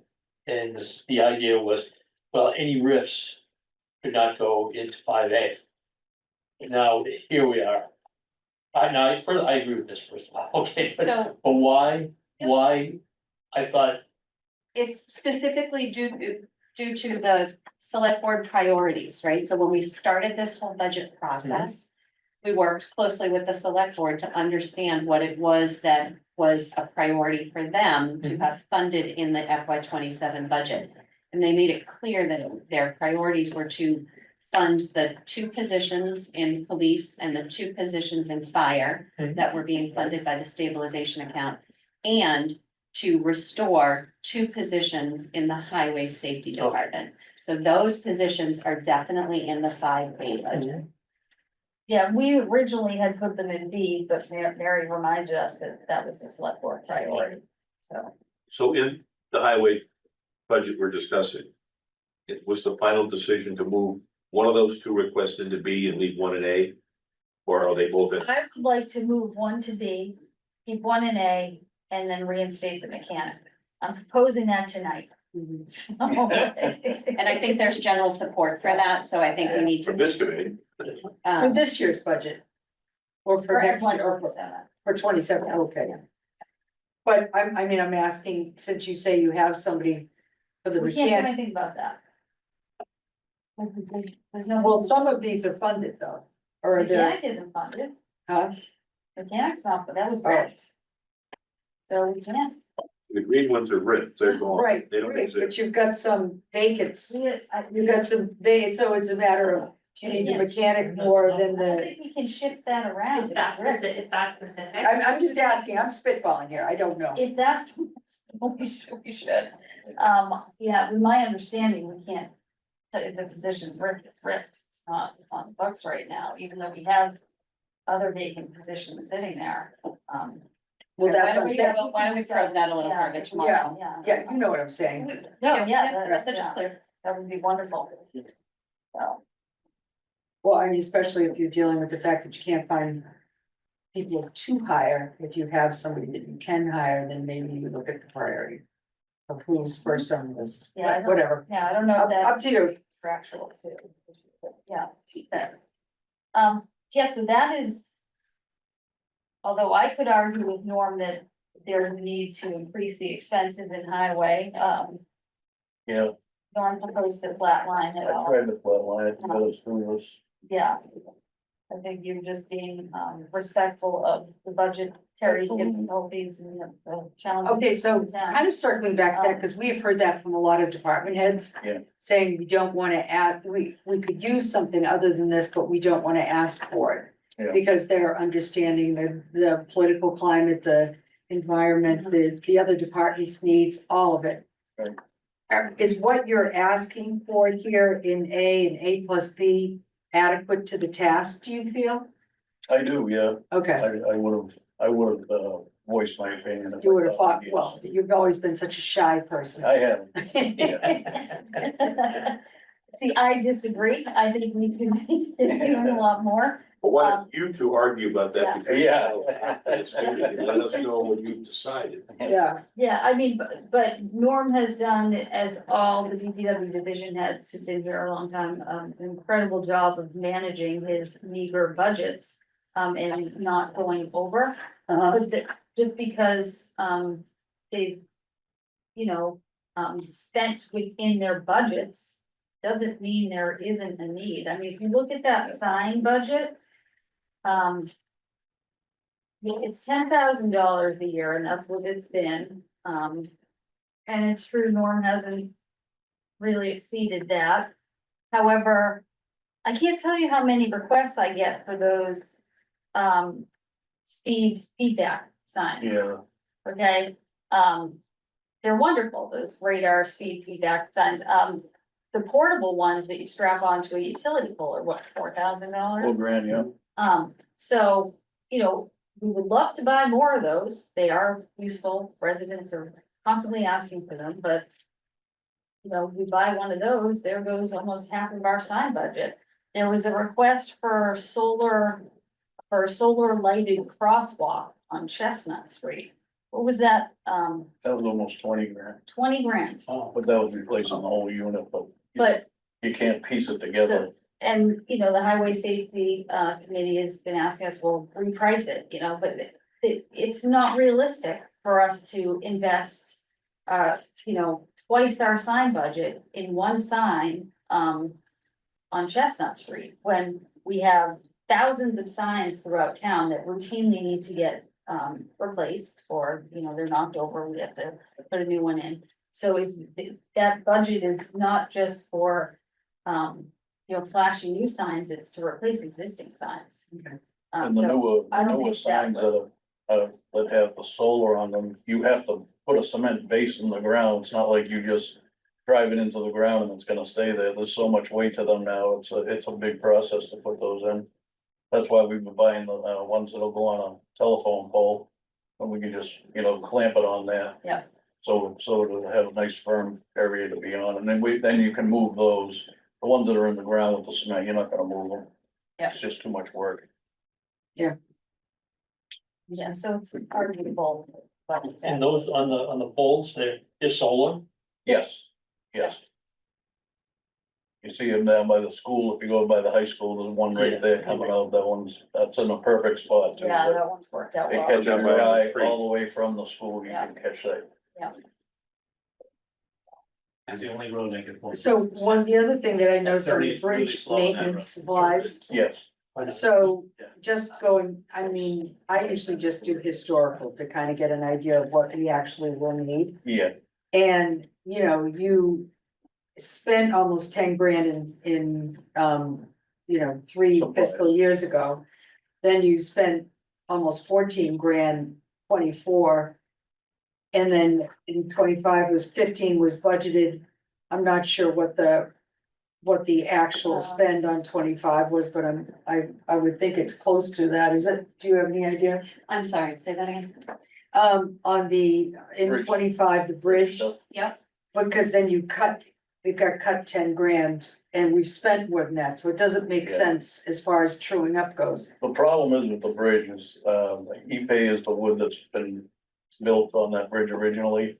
And I can buy one board, 10 feet long, Oh, that's for just the bridge, it's Yeah. not for just like bridges in town. No, that's no, just that's powder point only. So that, So one, Because there are other bridges, FYI. so that, yeah, so that one board for that bridge is $1,000. So why 10? Just because you didn't want to go up? No, I just, we're gonna be replacing that bridge, so I'm thinking. So you yeah, don't we wanna can- spend money on something gonna that you're gonna, basically just okay, I Keep get it. piecing it But- together. You go over the bridge, we could be out there every day replacing boards, Yeah. really. It's, again, we can't keep up And with boys. the board replacement. Never Yeah, mind it's what's all happening been with the north of piles. Right, Um, okay, so- I opened a can of worms by Yeah. accident, sorry. I mean, I'm exaggerating, maybe not every day, but there's, No, every we time I could be drove up over, there. there, like, geez, there's another one, it's, Yeah. it was a duck, so. Yeah. I'm good. All right, Okay, let's keep going. On the transfer station. yeah, I guess another road. Well, we skipped over animal control. Yeah. That's, next Tuesday. Oh, good, thank you. That one's a quick one. Nope, that's fine. This budget here, we did the same, but we added in for the, gas and the electric, we upped that. Salaries, we did the same. Mary, Please? is, I'm sorry, are you on transfer station? Yeah. Yes. Mary, is it appropriate to ask about like the whole operating picture of the transfer station at this juncture? Like, this is just the expense side of the equation? Right.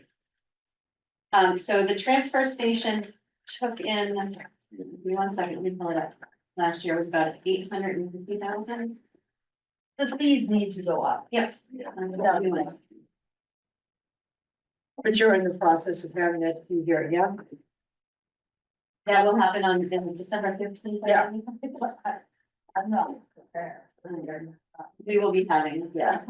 okay, so. I think you can have. Correct me if you want. Don't worry. To answer your question, Mark, we I'm just took curious. in 872,000 in FY 25 for a budget that's over $1 million. And whether it's the select board priorities or the town manager's priorities, as you think about the fee hearing, what is your priority for the transfer station budget in fiscal 27? The transfer station budget should at least break even. Okay. There's no doubt. And the biggest shortfall or disconnect with where we are right now is just simply just sticker price, I guess. What else is there? Bags. Bag. So there's stickers and bags. Yep, so Um, collectively, those two should make up the shortfall. Correct, but looking out on the horizon as well, there are some capital improvements that are on the radar for the transfer station. Some of the equipment that needs to be replaced. Now, there has or had been a preliminary conversation about reconfiguration of the transfer station. That is, given the list of projects that you saw Sheila talk about at the beginning of her presentation, that's not ticking up there in the list of priorities, although it would be ideal in order to reconfigure that and improve it in a number of different ways. If that's just simply not possible, given everything that is on the radar ahead of that. So the fee hearing the first step of the fee hearing is to certainly try to make sure that this operation is break even and to factor in some of the smaller improvements. Some of the natural depreciation and wear and tear on the facility that requires investment. Correct, but some of that equipment is pretty substantial. You know, we've got Mack truck that's carrying the trash on, the trailer, as well as the compactor with the hydraulics. Those things are pretty expensive. Now, has the transfer station always been running at a loss, or is that just a phenomenon of the last few years of hyperinflation and? So for the 5-year look back that I've looked at, it's been running at a loss. I don't We know used what to the be able to entire- sell a lot of the recycled stuff. Absolutely. Do you want to that- talk that to that? market's It used to be a gone. commodity.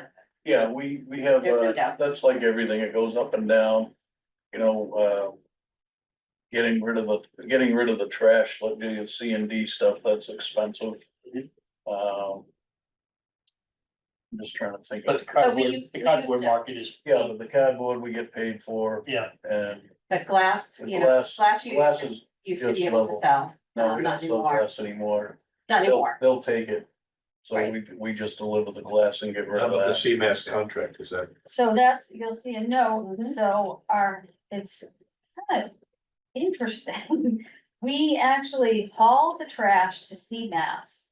Yet our contract is with Harvey, who has changed names or been bought out a number of times. So Harvey's like the middleman. Most of the other communities in the area are contracted directly with CMAS.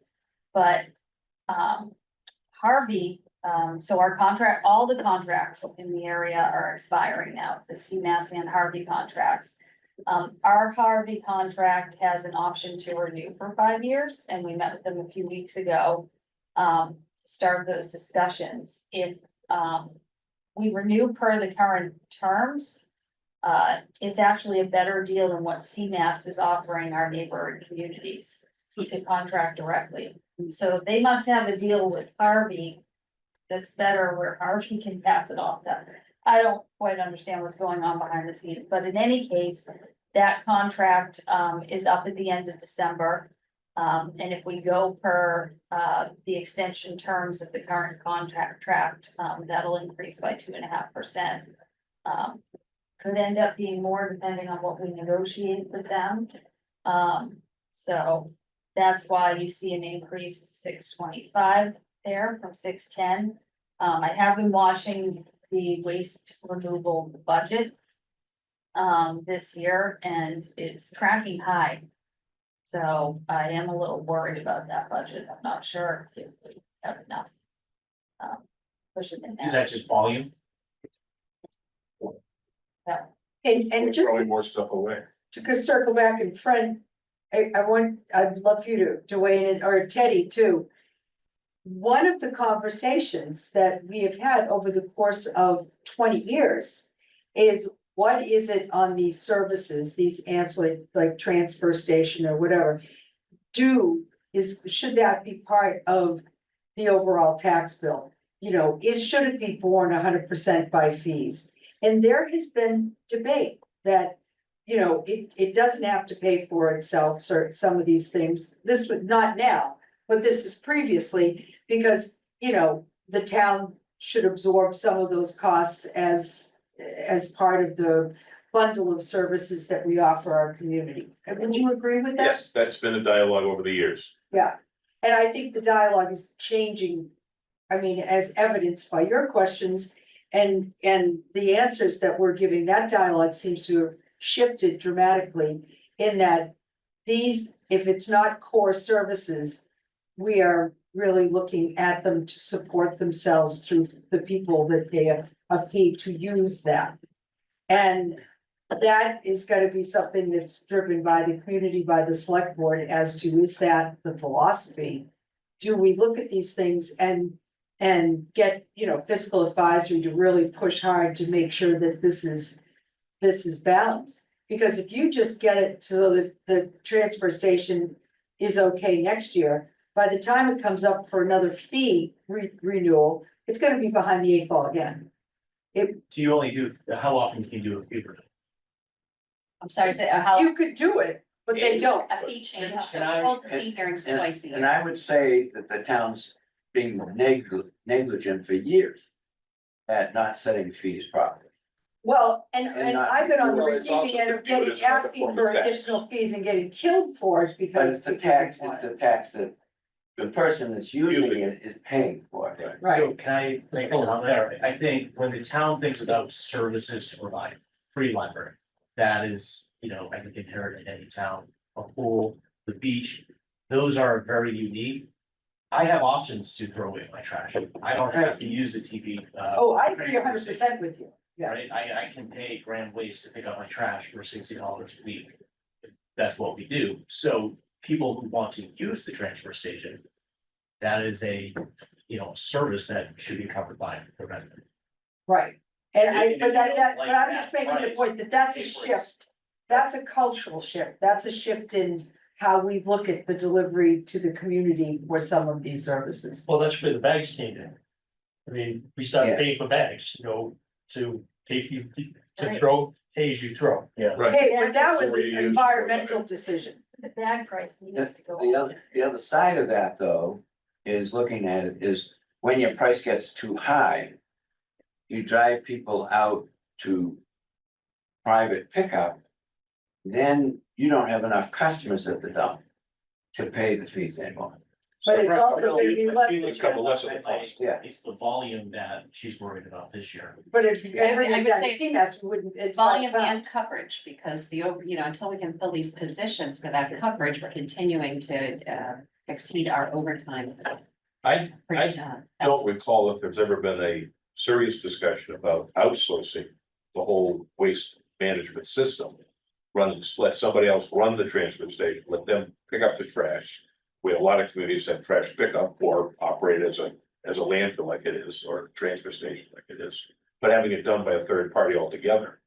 And people would generally pay for that use, so it would be a blended rate between what you pay and what I pay. I don't pay as much as you do, because I go to the transfer station every week. Right. But has it ever been looked at? I don't recall in my history with it now that it's ever seriously been looked at can that whole operation be outsourced? Right. Savings? The question, it can be, so if the question is simply, can it be or can it not be? The answer is it can be.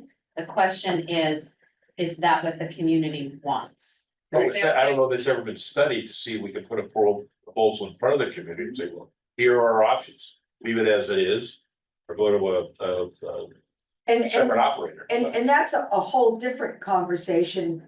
I'm just kind of focusing on the fact that let's take it as fact that we are providing that service. Fair enough. The change that I have seen over the course of time is that now the conversation is, we need to make these things be neutral. Right. We can't be using part of our tax levy to pay for the transfer station. That only some people in town use. That only some people, so you need to make it pay for itself. And that would be an increase in fees, and you know as well as I do, increasing fees is not an easy proposition. It is met with a great deal of resistance. Yes. Yes, angst and resistance. And I'm not saying I agree with that. But if the philosophy is, But that's if you say that That's just been we the have to get challenge. these departments to break even, But then. Well, and that's it, I That's the think mission. that's gonna be the tenet. We need this department to break even, this is what it's gonna cost. The fee needs to be X to make that happen, and actually it should be X plus something so that we don't have to do this every year.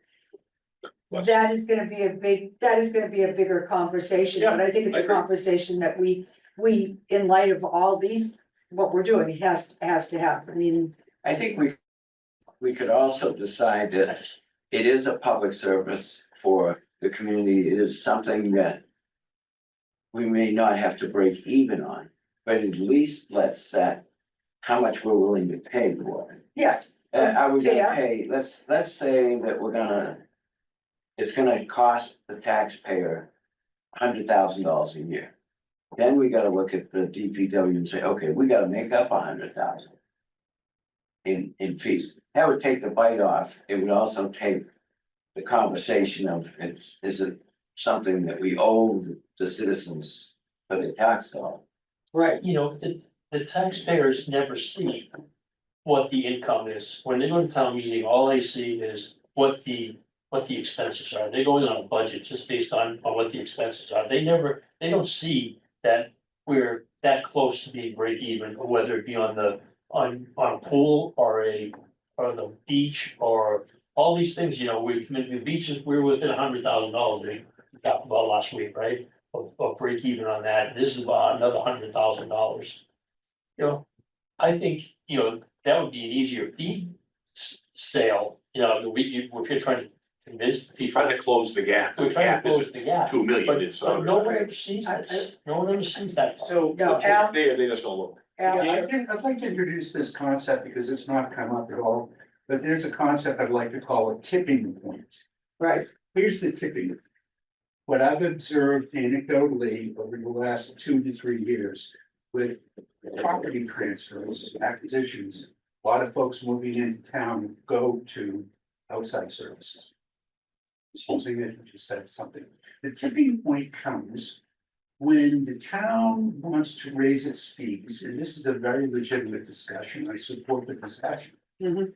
I'm going to sit and say as a tipping point, the town raises its fees by charging more for the sticker, charging more for the bags, comes to a break even thing, and we all sort of congratulate one another, go to the selectmen, the select board do it, the town votes for it. I'm gonna sit there in my house and I'm going to say to myself, okay, let's see. I'm gonna have to pay this much more. It takes me maybe an hour to an hour and a half to assemble the stuff. I'm not young anymore. So I gotta put the stuff in a bag, throw it in the truck, get into the vehicle, drive there, etc. So at some point, do I say to myself, if the ABC trash removal is charging X dollars per week versus here's the value of my time as part of the tipping point, do I want to spend the time plus the additional fees for the sticker and the additional fees for the bag? Now, that has not been part of the discussion, and it needs to be. If we're going to talk about increase in fees and bags, we need to talk about that. Because there's an avoidance that's not part of this discussion. It really needs to be. Mhm. But we don't know how many people would read, but that's, Exactly. this is a fiscal discussion as well, I was just making the point that, this is a cultural shift. And this, I think, is an example of the fact that we are running so tight and we're looking for dollars for core services. This is a very That this legitimate conversation 15 years ago could not have taken place because we would have all gotten killed. Yeah, this is a very legitimate discussion, Yeah. but I'm saying it has aspects to it. Now, the first thing I would think of to see what the community wants is send a survey. Yeah. Send a survey. Here's a survey. It's online. It's on the town website.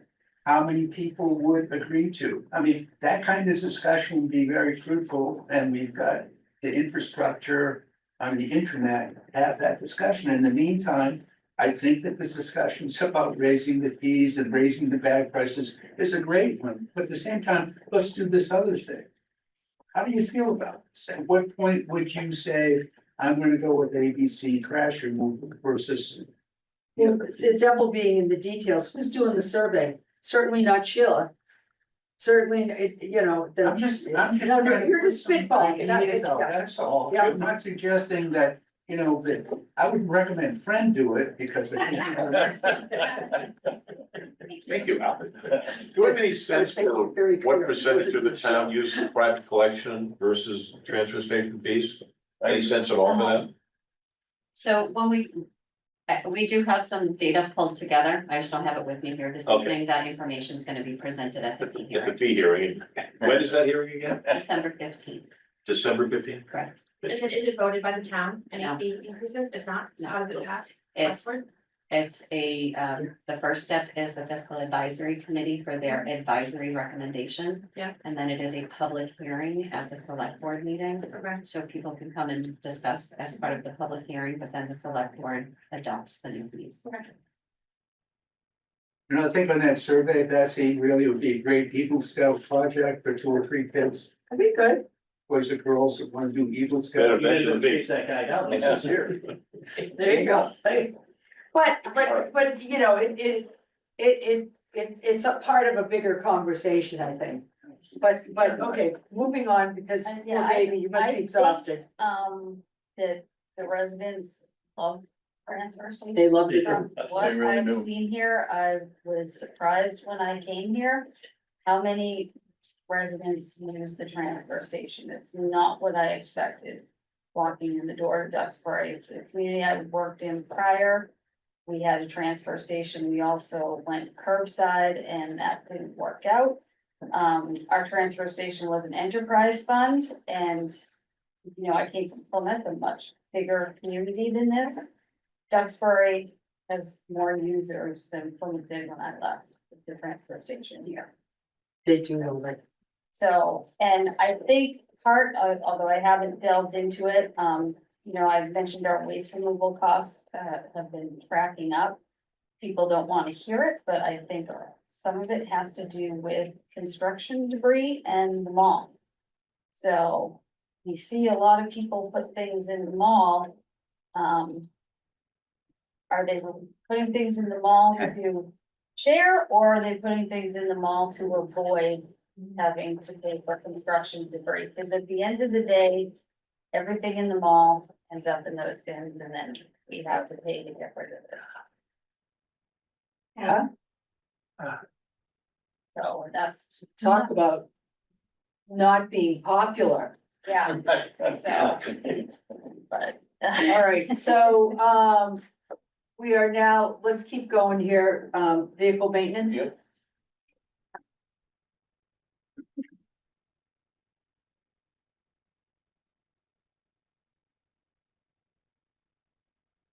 Yep, the salaries, I did the same thing, 2%. We will hopefully try and get one mechanic back, that's what we're really hoping for, make that work. Which I'd rather shift that back into the budget Yeah, we discussed. So, but you put it in B. Yeah. Because Okay. the directive I had heard was the select board priority was to restore to the two highway department positions.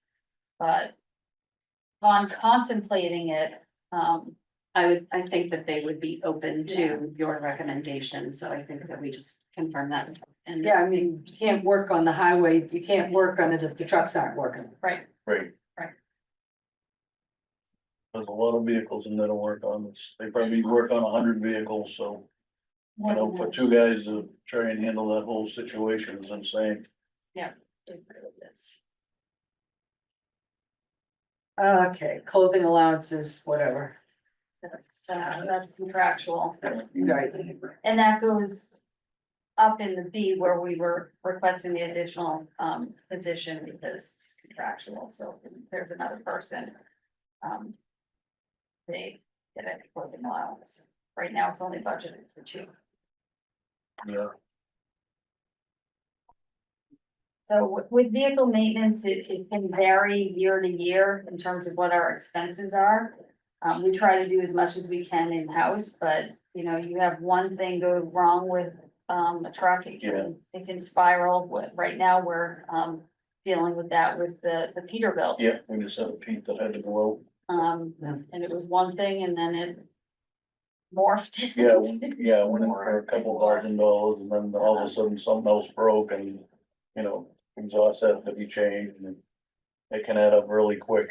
Yeah, It's been very expensive very quickly, And so, with these newer vehicles, everything's computerized, there's like 4 computers in trucks now, it's getting really crazy with what it costs to fix these things.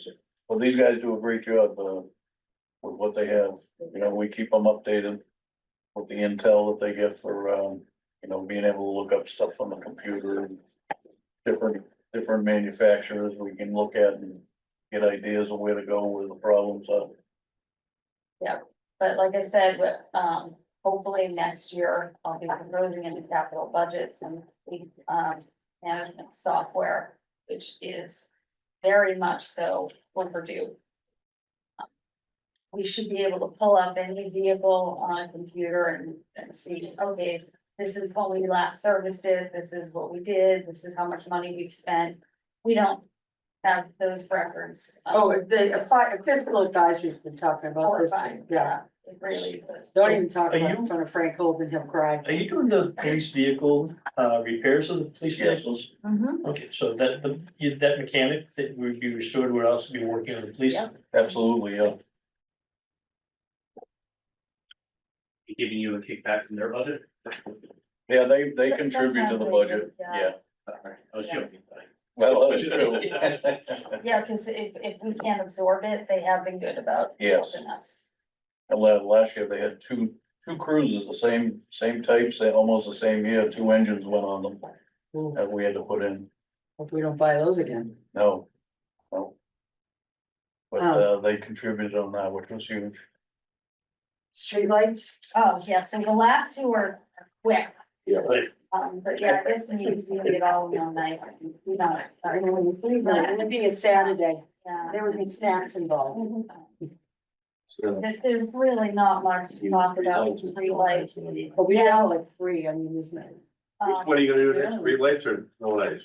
Streetlights, Streetlights. so, this is one, now we have a much better handle on the budget, because the town had purchased the streetlights and the budget was 51,000 for a while. Now we've had some real data come in, so we're budgeting for 20,000 next year. This is another one where it's a DPW budget. We don't pay those bills. So it falls under us, but it's the county that's paying the bills. But when there's an issue about a street light, it's actually, goes If you through want us to send that municipal- back to you guys, we can. Well, it still falls under DPW because when we get requests to, oh, this street light's out or. You're the one that changes the bulb. Well, actually, It's not simple. we can't change the bulbs anymore, which we discovered last year. Since Oh, they've been LEDs. switched to LEDs, it's an entire head. So there's not a bulb, the whole head needs to come You have to off. be an electrician. So, yeah, we have to call in an electrician, but we utilize our bucket truck, so. Well, isn't all bill paying centralized in the finance department? Do No, other no, departments no. pay their own bills? Oh, yeah, Absolutely. Absolutely, because the department heads have to review the invoices and sign off on those expenditures to So it's make an sure that the exceptional goods and discount. services have been. it kind of is an exception, so electricity, we don't pay, and also randomly, the cell phone bills. That's going to change though, because Okay. we talked That would be nice, with the CTO, and Yeah. he's going to consolidate all of the okay, cell phone coverage, so that's coming. cause it's hard to track, like, what's going on with cell phones, Yeah, the part of the reason why But they come out we of our look at these budget. bills is because we work directly with our energy consultant to look at our consumption on an annual basis. Project any future increases for budgeting purposes, but also when we go to negotiate our fixed price contracts for electricity and for natural gas, we want to see town overall consumption. So we're happy to continue to pay those bills, but if you guys want eyes on them, then we can Well, probe that we later. pay plenty of bills, Yeah. but yeah, when I was doing the animal control budget, for example, I noticed that the cell phone bill had gone up, and still don't know what that's all about, so I budgeted a little more next year, Okay. because I'm not tracking the usage for that cell phone, but yeah. We've got that. Yeah, so, But Fred, to just more fully respond, that is normal that departments are reviewing and signing off and in this day and age entering their own invoices. Okay. We process them centrally, so the accounting office is a second set of eyes to make sure that proper procurement has been done. And that all the supporting documentation has been received, and if there's grants, that the reimbursements are being sought. So we centrally process, and we also have to manage 1099 reporting related to all of those payments. Okay, but yeah, we all pay a lot of bills. Yep. Every day I have a stack of bills to sign off on, just the parts invoices, Oh, yeah, from the mechanics that. what part every day? Yeah, it's brutal. So, oh, we have one more. Snow and ice. So snow and ice, we flat. Not gonna need that this That's, year. that's a four-letter word, I don't like that one. So, we talked a little bit about that. We wanna hopefully bring in a contractor to help with the schools if we can get one interested. So again, that's the contractors that we do have, that comes out of that overtime budget. But yeah, we flatline that, Although salt is a big hit, huh? Yeah. Yeah, it's going way up. Because you use the salt even just for a little slick on the, as opposed to, Anything that have, yeah, goes. you don't have to get a flake falling to use the so salt. how many salting events did we have last year? We had 25 total storm, Yeah. that's including storms, so. But we had 2 plowable events, the rest were salting events. That's the thing, people don't realize how much we're out salting. Why does the note say it was 96,000 in actuals? But then the budget's only 60? Yeah, Yeah. well, yes, cause that's how much we spent in salt last year, so I wanted you to be aware of that, however. My training has been, don't increase the snow and ice budget, cause once you increase, you can't go back. so if I can explain that, we will never cut this budget, because there are implications. This is the only department in a municipality's budget in the state of Massachusetts that is allowed to be deficit spent. So they are allowed to continue their operations regardless of whether they have sufficient funding in this budget or not. because it's a public safety issue. And if we run into a situation where there is insufficient funding in this budget, we cure it in one of a couple of different ways, one of potentially three ways. Number one, we cure it with an end of year budgetary transfer in order to cover the deficit. Or at special town meeting, we cover the deficit utilizing free cash. Or the last resort option would be to raise it on the recap next year, which means that we'd have to reduce funding in some other budget in order to cover that for next year. So there are methods to cure the deficit situation should it occur. However, if a municipality cuts this budget, you are not allowed to deficit spend in the next year. But why would we increase it that way? We know we're. Because if we increase it, Yeah. then we're using capacity that could potentially be used somewhere else, because this is such a volatile and unpredictable budget. If you look at FY right here on the sheet, FY 23 actuals was 107,000. FY 24 actuals was 126,000.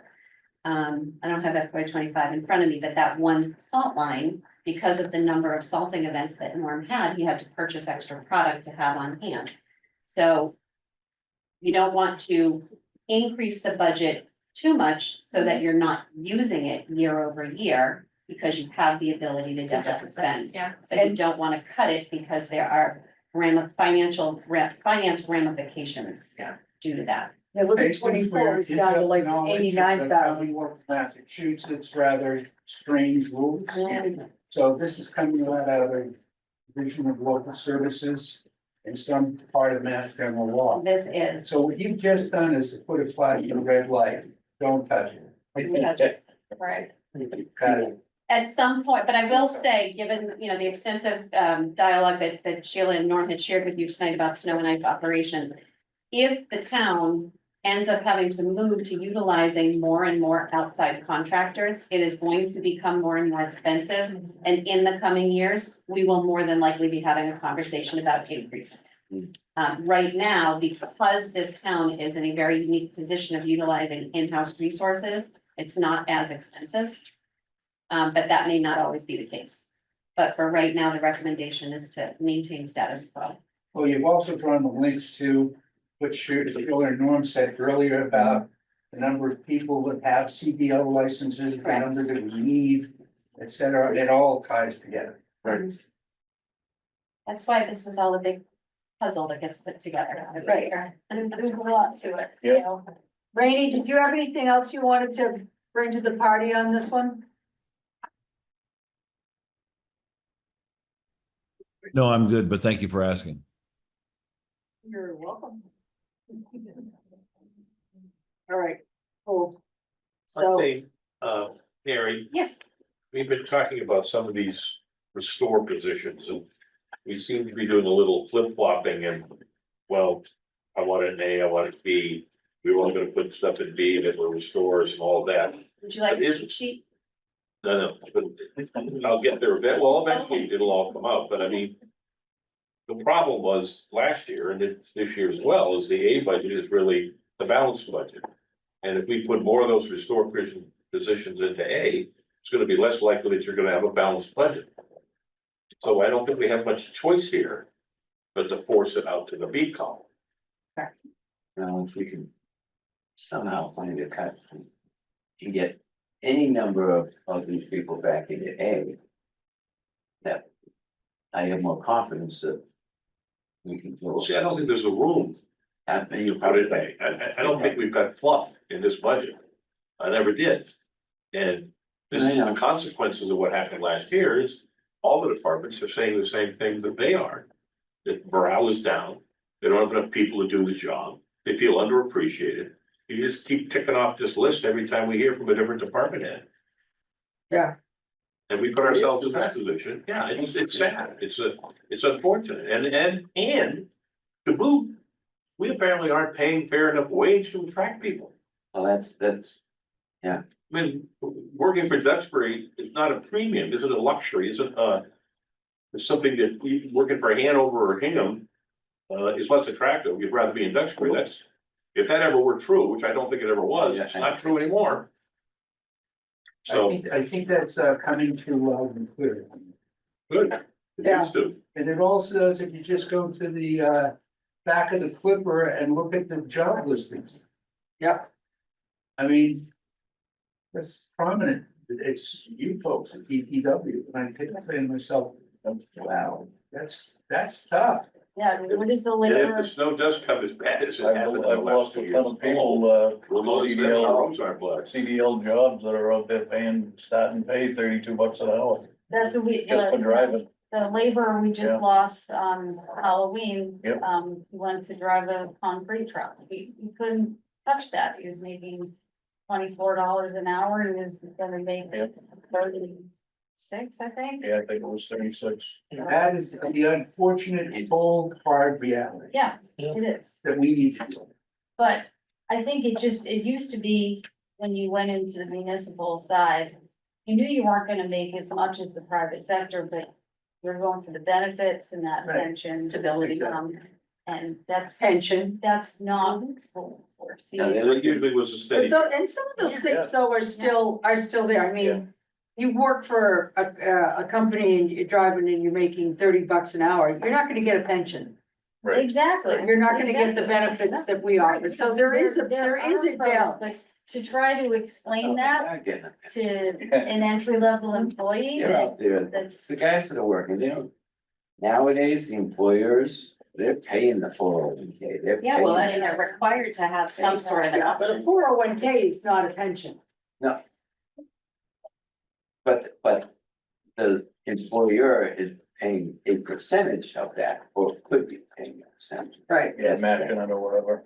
Yeah, but a 3% is not a pension. It's, and I I still understand that, think that 75% on health, that's pretty good. And they don't work for the long run now, they work for the. Yeah, right- that is- they that- work that for is the right completely athlete. that's They the look see big, that big everywhere. difference. This is Yeah. what- And that's a huge change as far as municipal employees go. Right. I had a bad time at the transfer station, I thought I was here, To try to get in. trying to get Yeah. in, that's, I had a hard time getting in. Cause everybody was looking for those jobs at that time. Well, Norm, we just met, but thank you for the service over how many years? 14, going on 14, Oh, Yeah, yeah. right. thank you. Been a pleasure being in. Feel free to change your mind. Yeah, what a delight. Hang out all winter. That's for you to say. What did you say to me? You know, Uh, Florida is a big joke. You don't wanna go. After the snow and ice season. All right, let's get a motion to adjourn. These poor people need to go home. And, we will continue this saga next Okay. Tuesday. Motion to adjourn. Second. All those in favor? Aye. Aye. Thank you.